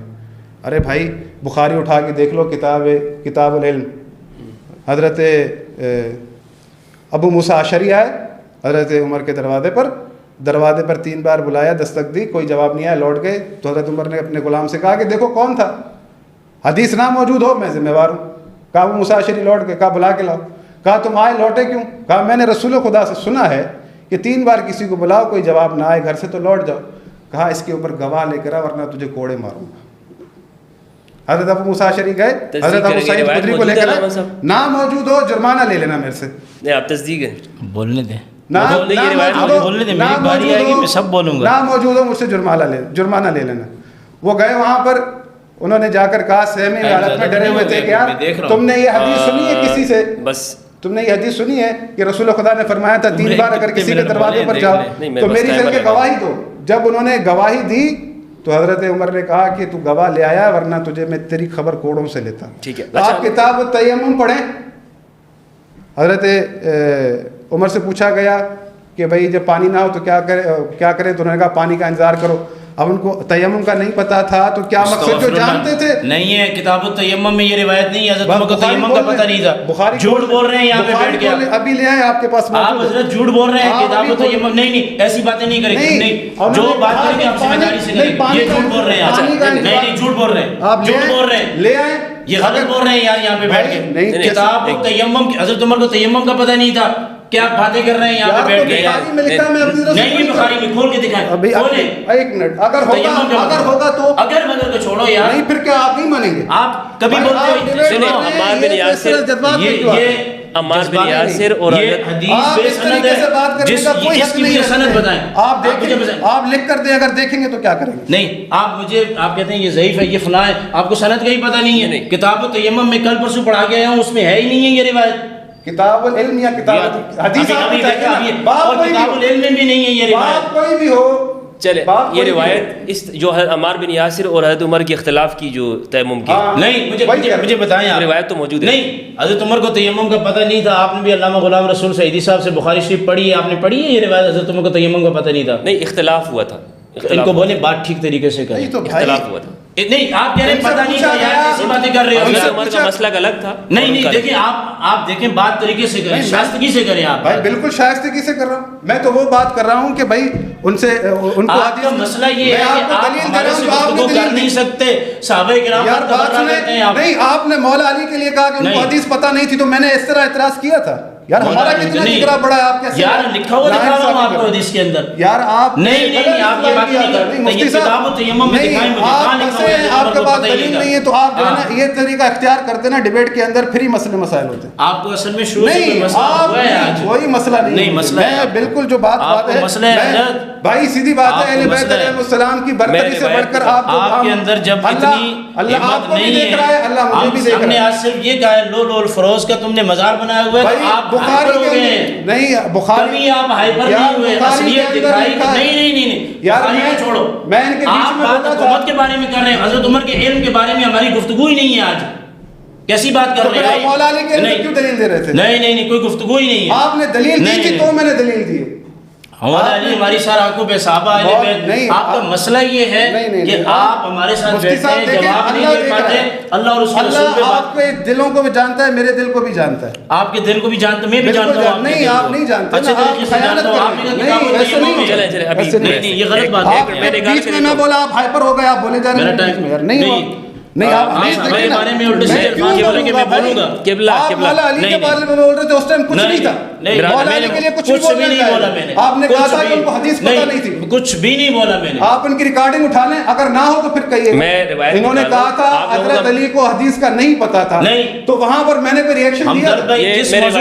آپ جس موضوع پہ بات کر رہے ہیں, آپ کا حق ہے اس پہ بات کریں. انہوں نے یہ جو جملہ کہا ہے نا, حضرت عمر کو تیمم کا پتہ نہیں تھا. چلے یہ روایت نکال لیتے, اگر نہیں ہوگی تو پھر جملہ ہے تیمم کا پتہ نہیں. یہ ہے صحیح مسلم کتاب الحیض. صحیح مسلم کو چھوڑیں, آپ کتاب التیمم میں انہوں نے بخاری کا حوالہ دیا ہے. بھائی میں نے آپ سے کہا کہ بات خیانت کر رہے ہیں, مسلم میں ہو یا اس میں ہو. نہیں یہ یہ آپ دیکھیں یار یہ کیا بات، آپ کو یہی پتہ نہیں ہے کس اچھا میں یہ ہے. بخاری میں بھی نہیں نہیں جب ان کو پتہ نہیں ہے یہ کیوں کچی بخاری بات میں بھی کی ہے، ہے. یہ بخاری میں نہیں دونوں میں. دیکھ لینا آپ آپ. کہہ رہے ہیں اس پہ عرض کیوں کر رہے ہیں؟ یہ کہہ رہے ہیں حضرت عمر کو پتہ نہیں تھا تیمم کا. یار یہ کون سا انصاف ہے؟ پھر آپ نے کہا کہ مولا علی کو حدیث پتہ نہیں تھی، آپ کو اتنی اس میں حضرت علی پہ آپ کو غیرت نہیں آ رہی؟ نہیں مجھے غیرت ہے. اچھا مجھے آپ بھی سے ہے. زیادہ غیرت ہے. نہیں میں مجھ سے زیادہ نہیں نہیں، آپ سے آپ نہار کر رہے ہیں، پھنس رہے ہیں آپ. آپ کے پاس جواب نہیں ہے تو آپ نہیں ہے کہ ایسے تھوڑی ہوتا ہے یار. آپ میں پھنسا ہی نہیں ہوں، لوگ دیکھ رہے ہیں کون پھنسے حضرت. دیکھیں یہ روایت میرے سامنے ہے. قبلہ میں سنا دیں. چلے مجھے آپ اگر میں آپ میری بات سنیں، آپ ان کو بولا کریں حدیث کی بتائیں. نہیں ہر آپ کی آپ کیوں کر رہے ہیں؟ آپ کا کام سوال کرنا ہے، آپ کا کام ہمارے ساتھ مقابلہ کرنا نہیں ہے. نہیں پھر آپ اٹھ کے یہاں آ کے بیٹھے. قبلہ میں عرض یہ کرنا. نہیں میری بات سنیں. میں چپ ہو جاؤں؟ نہیں آپ چپ ہو جائیں، آپ چپ ہو جائیں اور آپ اسی موضوع پر مجھ سے آگے بات کریں بس. چلیں ٹھیک ہے، میں خاموش ہوں بھائی. آپ ان کو نکال کے چیزیں بتائیں گے. میں ان کو نہیں بتا رہا ہوں قبلہ، میں آپ کو بتا رہا ہوں. نہیں آپ اگلی بات کریں. ان کو آپ نے 15 منٹ دیے. بہت دیکھیں میں آپ کو یہ 20 منٹ شور دیتا ہوں. شرابہ کر کے نہیں جب آج آپ دیکھتے ہیں شور شرابہ. کچھ بھی کہہ دیں، میں کچھ نہیں میں ان کو صحابی مانتا ہوں، میں ان کو اللہ کا بھائی مانتا ہوں. ہم بھی سب کو صحابی مانتے ہیں. میں ان کو شافع روز جزا مانتا ہوں. میں ان کو جنتی جوانوں کا سردار مانتا ہوں. میں ان کو عشرہ مبشرہ میں مانتا ہوں. میں ان کو چوتھے نمبر پہ مانتا ہوں. اچھا بات کر رہے ہو یار. آپ اپنی بات بیان کریں. سنیں آپ اپنی بات بیان کریں. آپ جرا نہیں کیا کریں. جرا کا آپ کو کسی نے حق نہیں دیا ہے. پھر آپ نے جرا نہیں کی تھی عالمیت پر. میری بات سنیں، جو حدیث بیان کریں اس کا بتایا کریں. یار یہ ناانصافی کیوں کر رہے ہیں آپ؟ کون انصافی کر رہا ہے؟ ان سے بات آپ نے نہیں کہا تھا کہ حضرت علی کو حدیث کا پتہ نہیں تھا. آپ نے نہیں کہا تھا کہ فاطمہ الزہرا کا اس حدیث کا نہیں پتہ تھا. تو نہیں کہا تھا. تو یار ابھی بھی کہہ رہے ہیں. میں ابھی بھی کہہ رہا ہوں نا، یہی جملہ میں کہہ رہا ہوں جس کا نہیں پتا تھا. اگر انہوں نے کہہ دیا کہ انہیں ایک حدیث کا نہیں پتا تھا حضرت عمر کو، تو یہ آپ بھی فاطمہ الزہرا کے لیے کہتے ہیں ان کو حدیث کا نہیں پتا تھا تو اٹس اوکے. ہمدرد بھائی بات میں فرق ہے. یہ کہہ رہے ہیں تیمم نص سے قرآن سے ثابت ہے. بات کو آپ سمجھنے کی کوشش نہیں کر رہے. جی میں وہ روایت، اگر روایت میری بات سنو، روایتوں کی بات نہیں ہے. انہوں نے کہا تیمم کا پتہ نہیں تھا. انہوں نے یہ نہیں کہا کیفیت میں اختلاف تھا. کیا حضرت عمر کو قرآن اس آیت کا پتہ نہیں تھا؟ حضرت عمر رضی اللہ تعالیٰ عنہ تاریکی میں نماز شروع کرتے تھے اور جا کے روشنی میں ختم کرتے تھے. اور سورہ نساء آپ نے پوری پڑھی ہے. آپ جو دلیل میں جو بات کر رہا ہوں، میں آپ سے یہ کہہ رہا ہوں قرآن کی بات ہے. لیکن یہ بات ہے غلط. آپ جب یہ کہیں گے کہ حضرت عمر کو تیمم کوئی مخفی چیز ہے. بی بی فاطمہ الزہرا کو پتہ نہیں تھا وہ اپنے نبی کی. بی بی فاطمہ الزہرا کو پتہ نہیں تھا وہ اپنے بابا کی والد سے. یہ ڈنکے کی چوٹ پر میں اس پہ ایک بات فیصل کے طور پر عرض کرنا چاہتا ہوں درمیان میں. یہ بات بہت ضروری ہے، تیمم کا پتہ نہیں تھا. دیکھیں یہ میسج ضرور، یہ میسج غلط جائے گا اگر میں نے اس روایت پتہ نہیں تھا وہ اپنے بابا کی والد سے نہیں ہے. مولانا میری بات سنیں، یہ روایت پڑھنا چاہتا ہوں یہاں پہ. یہ قرآنی مسئلہ ہے. یہ قرآنی مسئلہ تھا. جو بی بی فاطمہ الزہرا کہتی تھی کہ میں قرآن حضرت فاطمہ الزہرا پہ پروگرام ہوا ہے. نہیں آپ کہہ رہے ہیں آدھا پکڑو گلگت سے، دوسرا پکڑو ایران سے، تیسرا پکڑو ملیشیا سے، پانچواں پکڑو جو ہے نا غزہ سے. نہیں یہاں جس چیز کے لیے بات کر رہے ہیں اس میں میں یہ کہہ رہا ہوں آپ نے کہا تیمم کا پتہ نہیں تھا. بندے کے ساتھ میں بیٹھ نہیں سکتا. حافظ صاحب نہیں جن کو بالکل میں خود آپ کے ساتھ میں خاموش ہو گیا. میں خاموش ہو گیا. بولیں. ان کے علماء نے کہا کہ وہ خطا پر تھی تو کچھ بھی نہیں ہوا. میں نے یہ کہا کہ حدیث کا نہیں پتا تھا تو کہہ رہے ہیں اللہم صلی علی محمد و آل محمد. اچھا یہ جو ناظرین علامہ عبدالقادر ہزاروی صاحب اور حافظ سجاد زہرائی صاحب، یہ جو روایت کی یہاں پر بات ہو رہی ہے تیمم سے متعلق، اس کو میں کلیئر کرتا چلوں کہ یہ مسئلہ کیا ہے. یہ روایت ہماری کتاب میں موجود ہے. صحیح مسلم کی روایت کا نمبر ہے 820 اور صحیح بخاری کے اندر بھی موجود ہے کتاب التیمم کے اندر.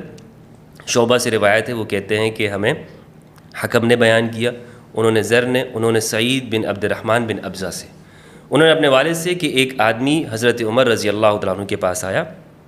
فقال انی اجنبت فلم اجد ماء. اس آدمی نے کہا کہ میں جنبی ہو گیا ہوں لیکن میں پانی نہیں پاتا ہوں. تو حضرت عمر نے کہا کہ لا تصلی، تم نے نماز نہیں پڑھنی. یعنی وہ بندہ جنبی ہے، اس کے پاس پانی نہیں ہے. اب لازمی بات ہے، شریعت کا حکم ہے کہ آپ نے تیمم کرنا ہے، یعنی مٹی کے اوپر ہاتھ ماریں. اور تو حضرت عمر نے کہا کہ لا تصلی، تم نماز مت پڑھو.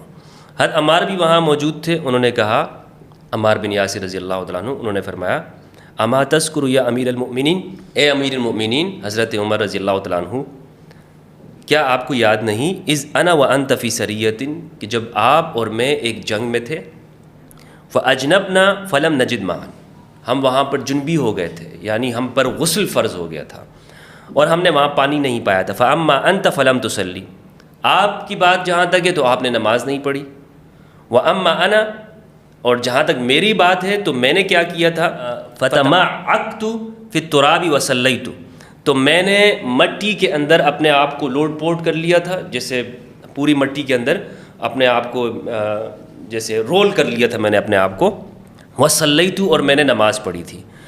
فقال النبی صلی اللہ علیہ وآلہ وسلم انما کان یکفیک ان تضرب بیدیک الارض، اور یہ جب بات جب رسول اللہ صلی اللہ علیہ وآلہ وسلم کے پاس پہنچی اور میں نے بتایا کہ حضرت عمر نے یوں کہا اور میں نے یہ کام کیا، یعنی جنبی ہم ہوئے تو میں نے مٹی میں لوٹ پوٹ ہو گیا، تو رسول اللہ صلی اللہ علیہ وآلہ وسلم نے مجھ سے کہا عمار آپ کو صرف اتنا ہی کافی تھا، یہ لوٹ پوٹ ہونے کی کیا ضرورت تھی کہ آپ اپنے زمین کے اوپر ہاتھ مارتے اور اپنے اس سے چہرے کے اوپر اور ہاتھوں کے اوپر مسح کرتے، ثم تمسح بہما وجہک وکفیک، فقال عمر اتق اللہ یا عمار، تو حضرت عمر نے حضرت عمار سے کہا، جب یہ واقعہ حضرت عمار نے سنایا، یعنی یہ اس وقت کا واقعہ کہ جب حضرت عمر امیر المؤمنین تھے، تو حضرت عمر نے کہا کہ اتق اللہ یا عمار، اللہ سے ڈرو اے عمار، ان شئت، تو جب یہ بات کہی تو حضرت عمار نے کہا قال ان شئت لم احدث به، اگر آپ چاہتے ہیں تو پھر میں اس واقعے کو کسی کے سامنے بیان نہیں کروں گا۔ قال الحكم وحدثنيه ابن عبد الرحمن بن ابزة عن أبيه مثل حديث زر، قال وحدثني سلمة عن زر في هذا الاسناد الذي ذكر الحكم، فقال عمر نوليك ما توليت، یہ واقعہ جب بیان کیا تو حضرت عمر رضی اللہ عنہ نے کہا آپ نے جس چیز کی ذمہ داری کو اٹھا لی ہے ہم اس سے آپ ہی پر ڈالتے ہیں، یعنی یہ حضرت عمر نے وہاں پر یہ بات کہی۔ تو اس میں اتنی بات ہے کہ حضرت عمر کے دور میں یہ واقعہ ہوا تھا، حضرت عمار نے بیان کیا، جس کو حضرت عمار نے ان کے سامنے کہا کہ فلاں واقعے کے اندر آپ نے نماز نہیں پڑھی تھی اور میں نے حضرت تیمم کر کے نماز پڑھ لی، انہوں نے یہ روایت موجود نہیں، روایت نہیں، انہوں نے کہا حضرت عمر کو تیمم کا پتہ نہیں تھا، بس بات یہ ہے، یہ کیفیت کے اندر جائیں گے، اس سے کیا ثابت ہوا؟ آپ چھوڑ دیں، میں آپ سے بات نہیں، ابھی بات وہ کر رہے ہیں، تو یہ میں آپ سے بات نہیں کر رہا، دیکھیں میں آپ سے بات ابھی وہ پڑھ رہے ہیں، یہ تہمت لگا رہے ہیں، ان کو کوئی تہمت نہ لگے، یہ جو حربہ استعمال کر رہے ہیں نا، کون سا حربہ؟ تہمت والا لگا، انہوں نے کہا ہے کہ حضرت عمر کو تیمم کا نہیں پتا تھا، یہ غلط کہا ہے آپ نے، تو آپ نے کیوں کہا؟ چلے آپ اس کو یوں کہیں، تہمت کے طرز پر کیوں بیان کرتے ہیں؟ تہمت وہ ہوتی ہے جو پس پشت ہوتی ہے، میں آپ کے سامنے بیٹھ کے کہہ رہا ہوں آپ نے غلط جملہ کہا ہے، آپ مجھے بات کرتے ہیں آپ جناب کر کے، صحابہ کے لیے آپ کو الفاظ نہیں ملتے، چلے قبلہ یہ بتائیں کہ یہ اس روایت کی روشنی میں کیا لفظ استعمال ہمارے موضوع کے ساتھ اس کا کیا تعلق ہے؟ یہ بتائیں آپ کا اس موضوع سے کیا بات ہو رہی ہے عالمیت پر؟ نہیں، ہمارے موضوع کے ساتھ ایک دوسری بات اس کو کلیئر کریں، آپ نے مجھے یہ کہا ہے کہ زرائی صاحب آپ کے ساتھ بیٹھنا چاہتے ہیں، پھر ان کو کیا مسئلہ ہے کہ اٹھ کے کبھی ادھر بھاگ رہے ہیں کبھی ادھر بھاگ رہے ہیں؟ آپ تہمتیں لگا رہے ہیں، میں آپ کے ساتھ بیٹھوں، آپ علمی گفتگو کر رہے ہیں، غلط بات کر رہے ہیں، آپ غلط بات کر رہے ہیں، آپ اس کے ساتھ بیٹھیں جس کے ساتھ آپ کا مزاج ملتا ہے۔ بھائی آج آپ نے مجھے شروع سے ٹوکنا شروع کیا، شروع سے آپ نے، تو آپ کیا چاہتے ہیں وائرل ہو جائے؟ چلے بھائی کرو ان کو وائرل، یار کرو ان کو وائرل، لعنت بھیجتا ہوں میں وائرل ہونے پہ یار، تو کیسے بات کرتے ہیں یار؟ میرے ساتھ 10 پروگرام کر کے آج آپ کیسے باتیں کر رہے ہیں؟ پڑھنے والے ہیں، میرے مزاج میں دیکھیں، آپ اپنا مزاج دیکھیں۔ 5 منٹ ہے ہمارے پاس، صرف 5 منٹ ہے، پروگرام اختتام جا رہا ہے، میں اختتام کر رہا ہوں، بات یہاں تک جا رہی ہے، اس لیے میں یہ نہیں چاہتا ہوں کہ اس طرح بدمزگی کے اندر یہ بات ہو۔ دیکھیں ہمارا مقصد یہ ہے کہ ہم ایک دوسرے کے ساتھ ٹاک کریں، گفتگو کریں اور ان مسائل کو حل کریں اور کھلے دل کے ساتھ ہم ایک دوسرے کو تسلیم کریں ان چیزوں کو۔ ہم تسلیم کریں گے، لیکن ہمدرد بھائی میں نے آپ سے پہلے کہا ہے، یہاں بات ہوتی ہے نظریات پہ، عقائد پہ، اور دلائل پکڑے جاتے ہیں فقہی مسائل سے۔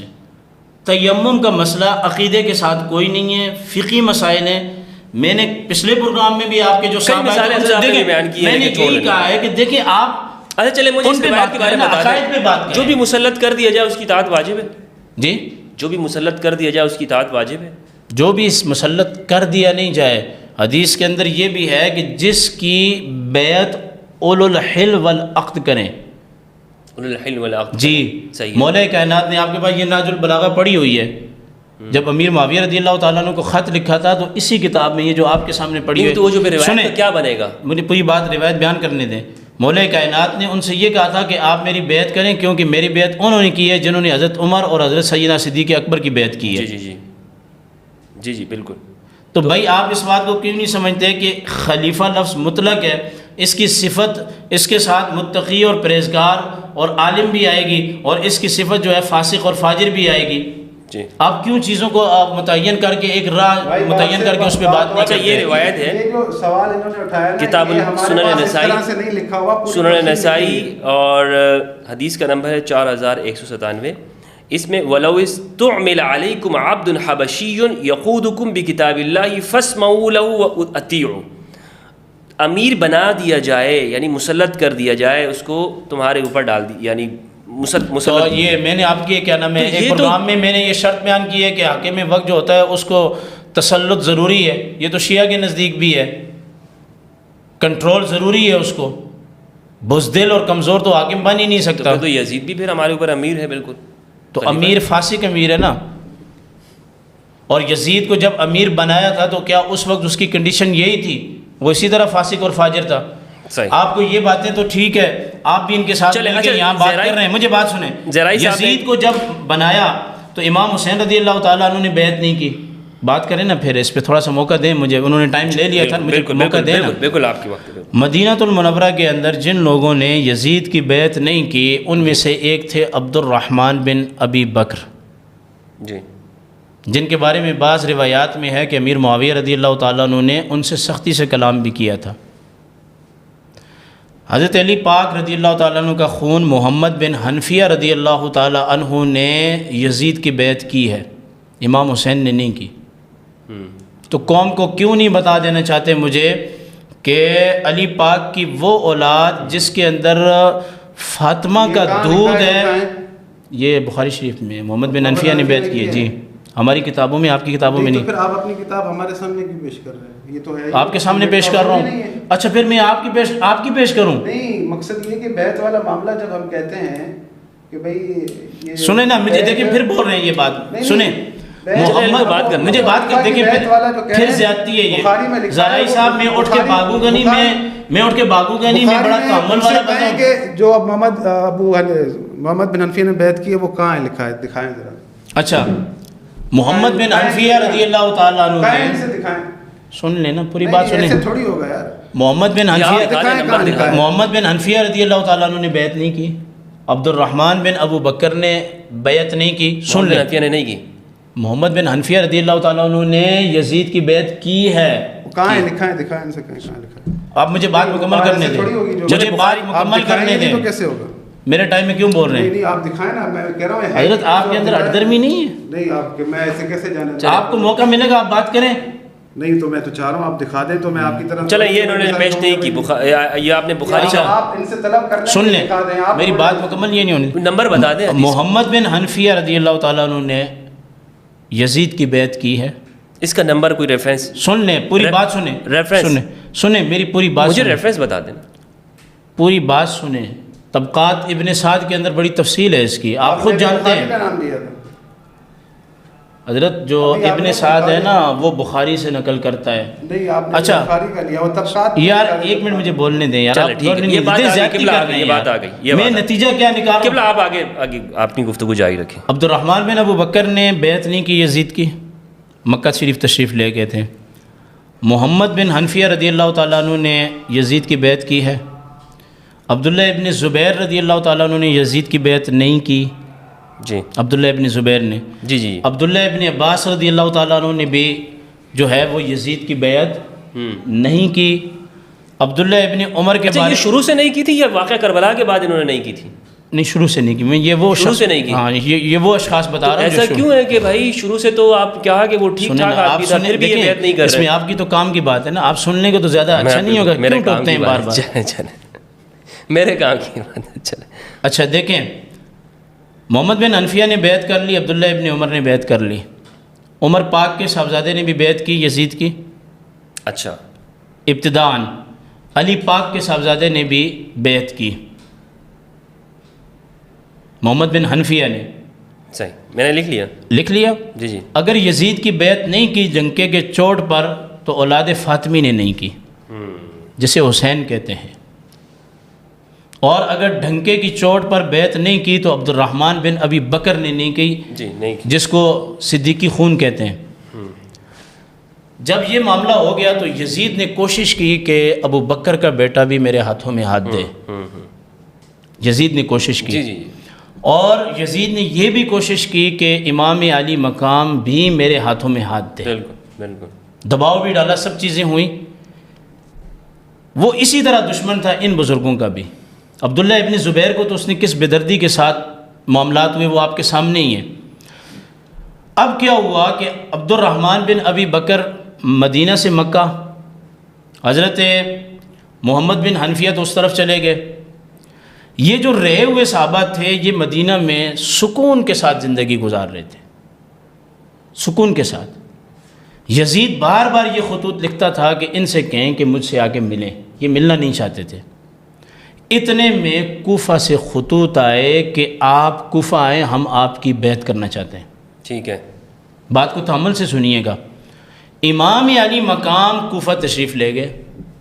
یہ نہیں کہا مدینہ میں کہ میں وہاں جہاد کرنے جا رہا ہوں یا کچھ بھی کرنے جا رہا ہوں.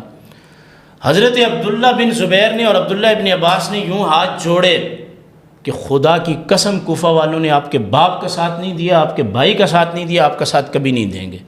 امام حسین رضی اللہ تعالیٰ نے فرمایا میں حجت تمام کرنے جا رہا ہوں. کوفہ پہنچ کے یزید نے نعمان بن بشیر سے کہا کہ حسین کو میرے پاس لے کے آئیں.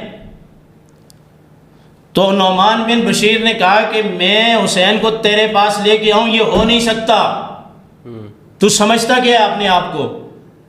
یزید نے ان کو معزول کیا.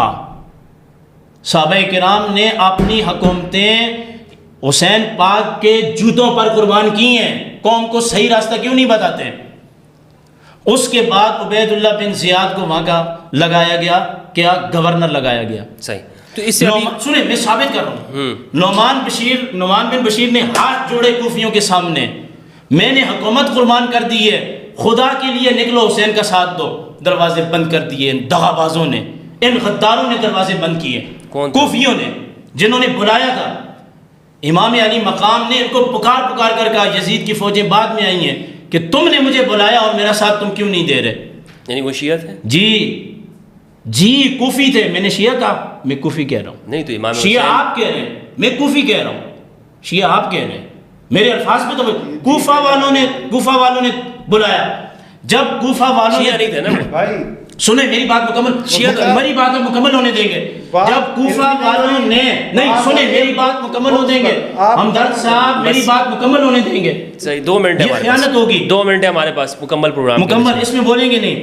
کوفہ والوں نے جب حسین پاک کو شہید کر دیا، امام زین العابدین مدینہ المنورہ پہنچتے ہیں، جا کے کہتے ہیں خدا کے لیے انہوں نے جس بے دردی سے ہمیں شہید کیا ہے اب اس بدبخت سے جان چھڑاؤ.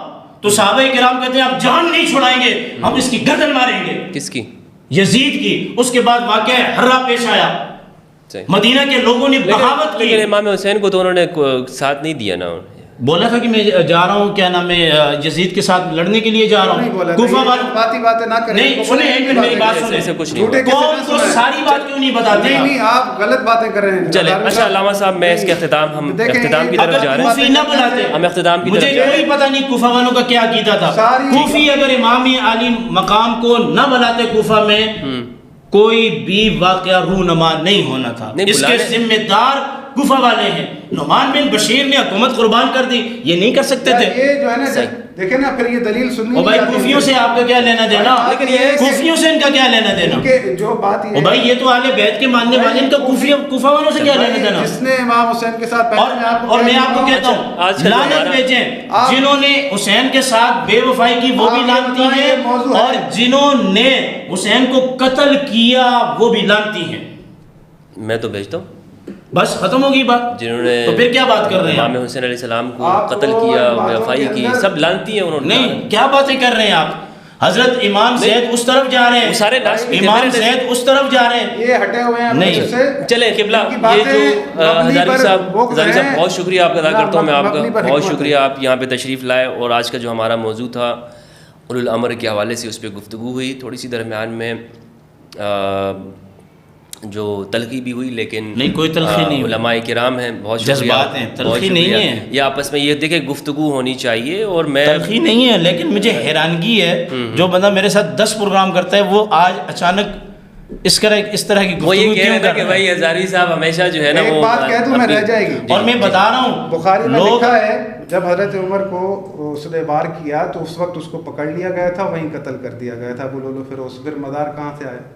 وہ تو اچھا یہ بات آپ نے عجیب بات کی حضرت کی, آپ نے خود کہا ایران, میں نے آپ کی ویڈیو سنی ہے, حضرت اس کا آپ سے کوئی تعلق نہیں, میں نے آپ کی ویڈیو سنی ہے. نہیں, یہ تو ساری باتیں آپ نے بکس کی بنا پر کی ہیں. کسی ویڈیو میں نے نہیں کہا کہ بولو آپ بخاری میں نہیں لکھا, ابھی آپ نے نہیں کہا, ابھی آپ نے نہیں کہا, میں نے ایران میں دیکھ, میں نے آپ کی ویڈیو سنی, سنو دیکھا نہیں ہے, ایران میں پوری ہے, بات سنو.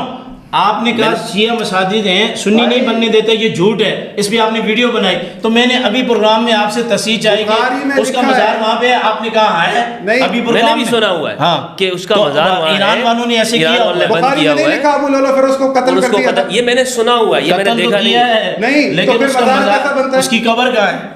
نہیں, بات یہ ہے کہ وہ کہاں چلا بخاری میں لکھا ہے نا آپ کے پاس, یہ تو میں نے آپ سے تصدیق کرائی. اور اب میں آپ کو یہ کہہ رہا ہوں, آج کے پروگرام سے ایک جملہ بھی آپ کاٹیں گے تو آپ خائن ہوں گے. اچھا, ایک جملہ بھی اگر آپ کاٹیں گے تو آپ خائن ہوں گے. دیکھیں اس پروگرام یہ میں بتا رہا دیکھیں گے, ہوں, ایک جملہ بھی کاٹیں گے نا آپ خائن ہوں گے. صحیح, ٹھیک ہے. آپ نے جو باتیں کی ہیں, اور زہرائی صاحب کا وہ چہرہ بھی دکھائیں کہ یہ آپ جناب سے کر کے مجھ سے باتیں کرتے ہیں, اور جس انداز سے یہ اٹھے, اور انہوں نے آج جو سلسلہ کیا یہ بھی دکھائے آپ کو. ذرہ برابر بھی آپ کے لیے بغض نہیں رکھتے, لیکن آپ رکھتے ہیں. نہیں, یہ بات ثابت ہو آپ گئی, چھوڑ دیں. نہیں, ہم محبت کریں ایک دوسرے سے, آپ لوگ انہوں نے کہا کہ تب کلامی ہوئی تو میں نے کیا کہا, جذبات ہوئے. آخری جملہ آپ اس پروگرام کے حوالے سے کہنا چاہیں, جو آپ کے مدعا ہے اس پہ آخری جملہ, ایک منٹ. بات سنیں, بات یہ ہے کہ جب آپ اس پروگرام میں آتے ہیں, اس پلیٹ فارم پر آتے ہیں, کہ کوئی بھی پلیٹ فارم ہو, اگر آپ کے پاس علمی دلائل ہیں تو بات کیا کریں, جذباتی بات نہ کیا کریں.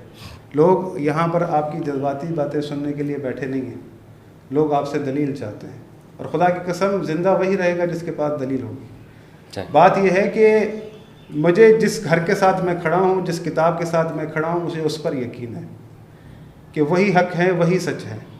میں جن کا ماننے والا ہوں, جن کا پیروکار ہوں, جو میرا عقیدہ ہے, میں نے اپنی رائے سے, اپنی سوچ سے کبھی کوئی بات بیان کی ہوئی ہو تو آپ میرا گریبان یہاں سے پکڑیں. ٹھیک ہے, میں نے آپ کے سامنے جب بھی پیش کیا قرآن اور اللہ کے رسول کی حدیث پیش کی, اس کے برعکس لیکن کیا ہے, ذاتی اٹیک, ذاتیات. چلیں ٹھیک ہے, آپ کی گفتگو آ گئی. ہزاری صاحب آپ آخری منٹ میں کوئی بات کہنا چاہیں. جی, جو الفاظ کو استعمال کر کے آج جو ہزاروی صاحب نے عمل کیا, مجھے بہت دکھ ہوا, تکلیف ہوئی. میں معذرت چاہتا ہوں ہزاری صاحب کی طرف سے. نہیں دیکھیں, بات یہ ہے کہ آپ ظالم بھی بنو اور مظلوم بھی بنو, آپ دونوں مل کے مجھے کھینچو. میں نے حدیث سنائی, آپ نے اس کے اوپر اتنا بڑا واویلا کیا, تہمت لگائی کہ بھائی آپ جو ہے مکمل کریں. آپ کو اللہ دیکھ رہا ہے. آپ کے پروگرام سے آخری میرا محبت کا پیغام, معاشر میں آپ بھی جائیں گے, میں بھی جاؤں گا, اللہ کے سامنے ہماری عدالت لگے گی انشاءاللہ. فَاصْبِرُوا حَتَّى يَحْكُمَ اللَّهُ بَيْنَنَا وَهُوَ خَيْرُ الْحَاكِمِينَ. انشاءاللہ. میں آپ کے پروگرام کی وساطت سے آج قوم سے ایک ایسی عجیب بات کرنا چاہتا ہوں کہ میں میڈیا کی دنیا میں واحد بندہ وہ ہوں کہ جسے کیمرے کی ضرورت نہیں ہے. میں نے آج تک کسی شخص کو, چاہے وہ ٹی وی چینل ہو یا پھر یوٹیوب پر حضرات ہوں, کسی کو اتنا بھی میسج کیا ہو کہ آپ مجھے پروگرام میں بلائیں. ٹھیک ہے ہمدرد بھائی, آپ مجھے بلاتے ہیں, مجھے 100 سے زیادہ فون آتے ہیں. ٹھیک ہے, آپ کا شکریہ کہ آپ آ جاتے ہیں. سنیں, محمد اویس بھائی مجھے بلاتے ہیں, 100 سے زیادہ مجھے فون آتے ہیں, مگر میں آپ لوگوں کے چینل پہ میں اچھے طریقے سے جانتا ہوں آپ کے عقائد کیا ہیں, میرے کیا ہیں, ان کے کیا ہے. میں صرف سنت حسینی ادا کرنے کے لیے آتا ہوں. بہت شکریہ آپ کا علامہ سجاد زرعی صاحب, علامہ عبدالقادر ہزاروی صاحب, آپ کا بہت بہت شکریہ کہ آپ اس پروگرام میں تشریف لائیں. ناظرین کرام, امید کرتا ہوں آپ خیریت سے ہوں گے. اگر آپ نے یہ مکمل ویڈیو دیکھ لی ہے, اس حوالے سے آپ کے پاس کوئی سوال ہو تو کمنٹ میں لکھیے گا کہ پروگرام کے حوالے سے آپ کے ذہن میں کیا سوال ہے, تاکہ نیکسٹ سیشن میں ہم دونوں صاحبان علم سے یہ سوال کر سکیں. آج کا جو موضوع تھا, صاحبان اولو الامر کون ہیں اور ان کی پہچان کیا ہے. اہل سنت والجماعت کی نمائندگی کر رہے تھے جناب عبدالقادر ہزاروی صاحب, اور اہل تشیع کی نمائندگی کر رہے تھے جناب حافظ سجاد زرعی صاحب. میں دونوں کا متشکر ہوں اس پروگرام کے حوالے سے. اگر کوئی رائے ہو تو آپ ضرور دیجیے گا. اپنا اور اپنے پیاروں کا خیال رکھیے گا. فی امان اللہ. السلام علیکم ورحمۃ اللہ.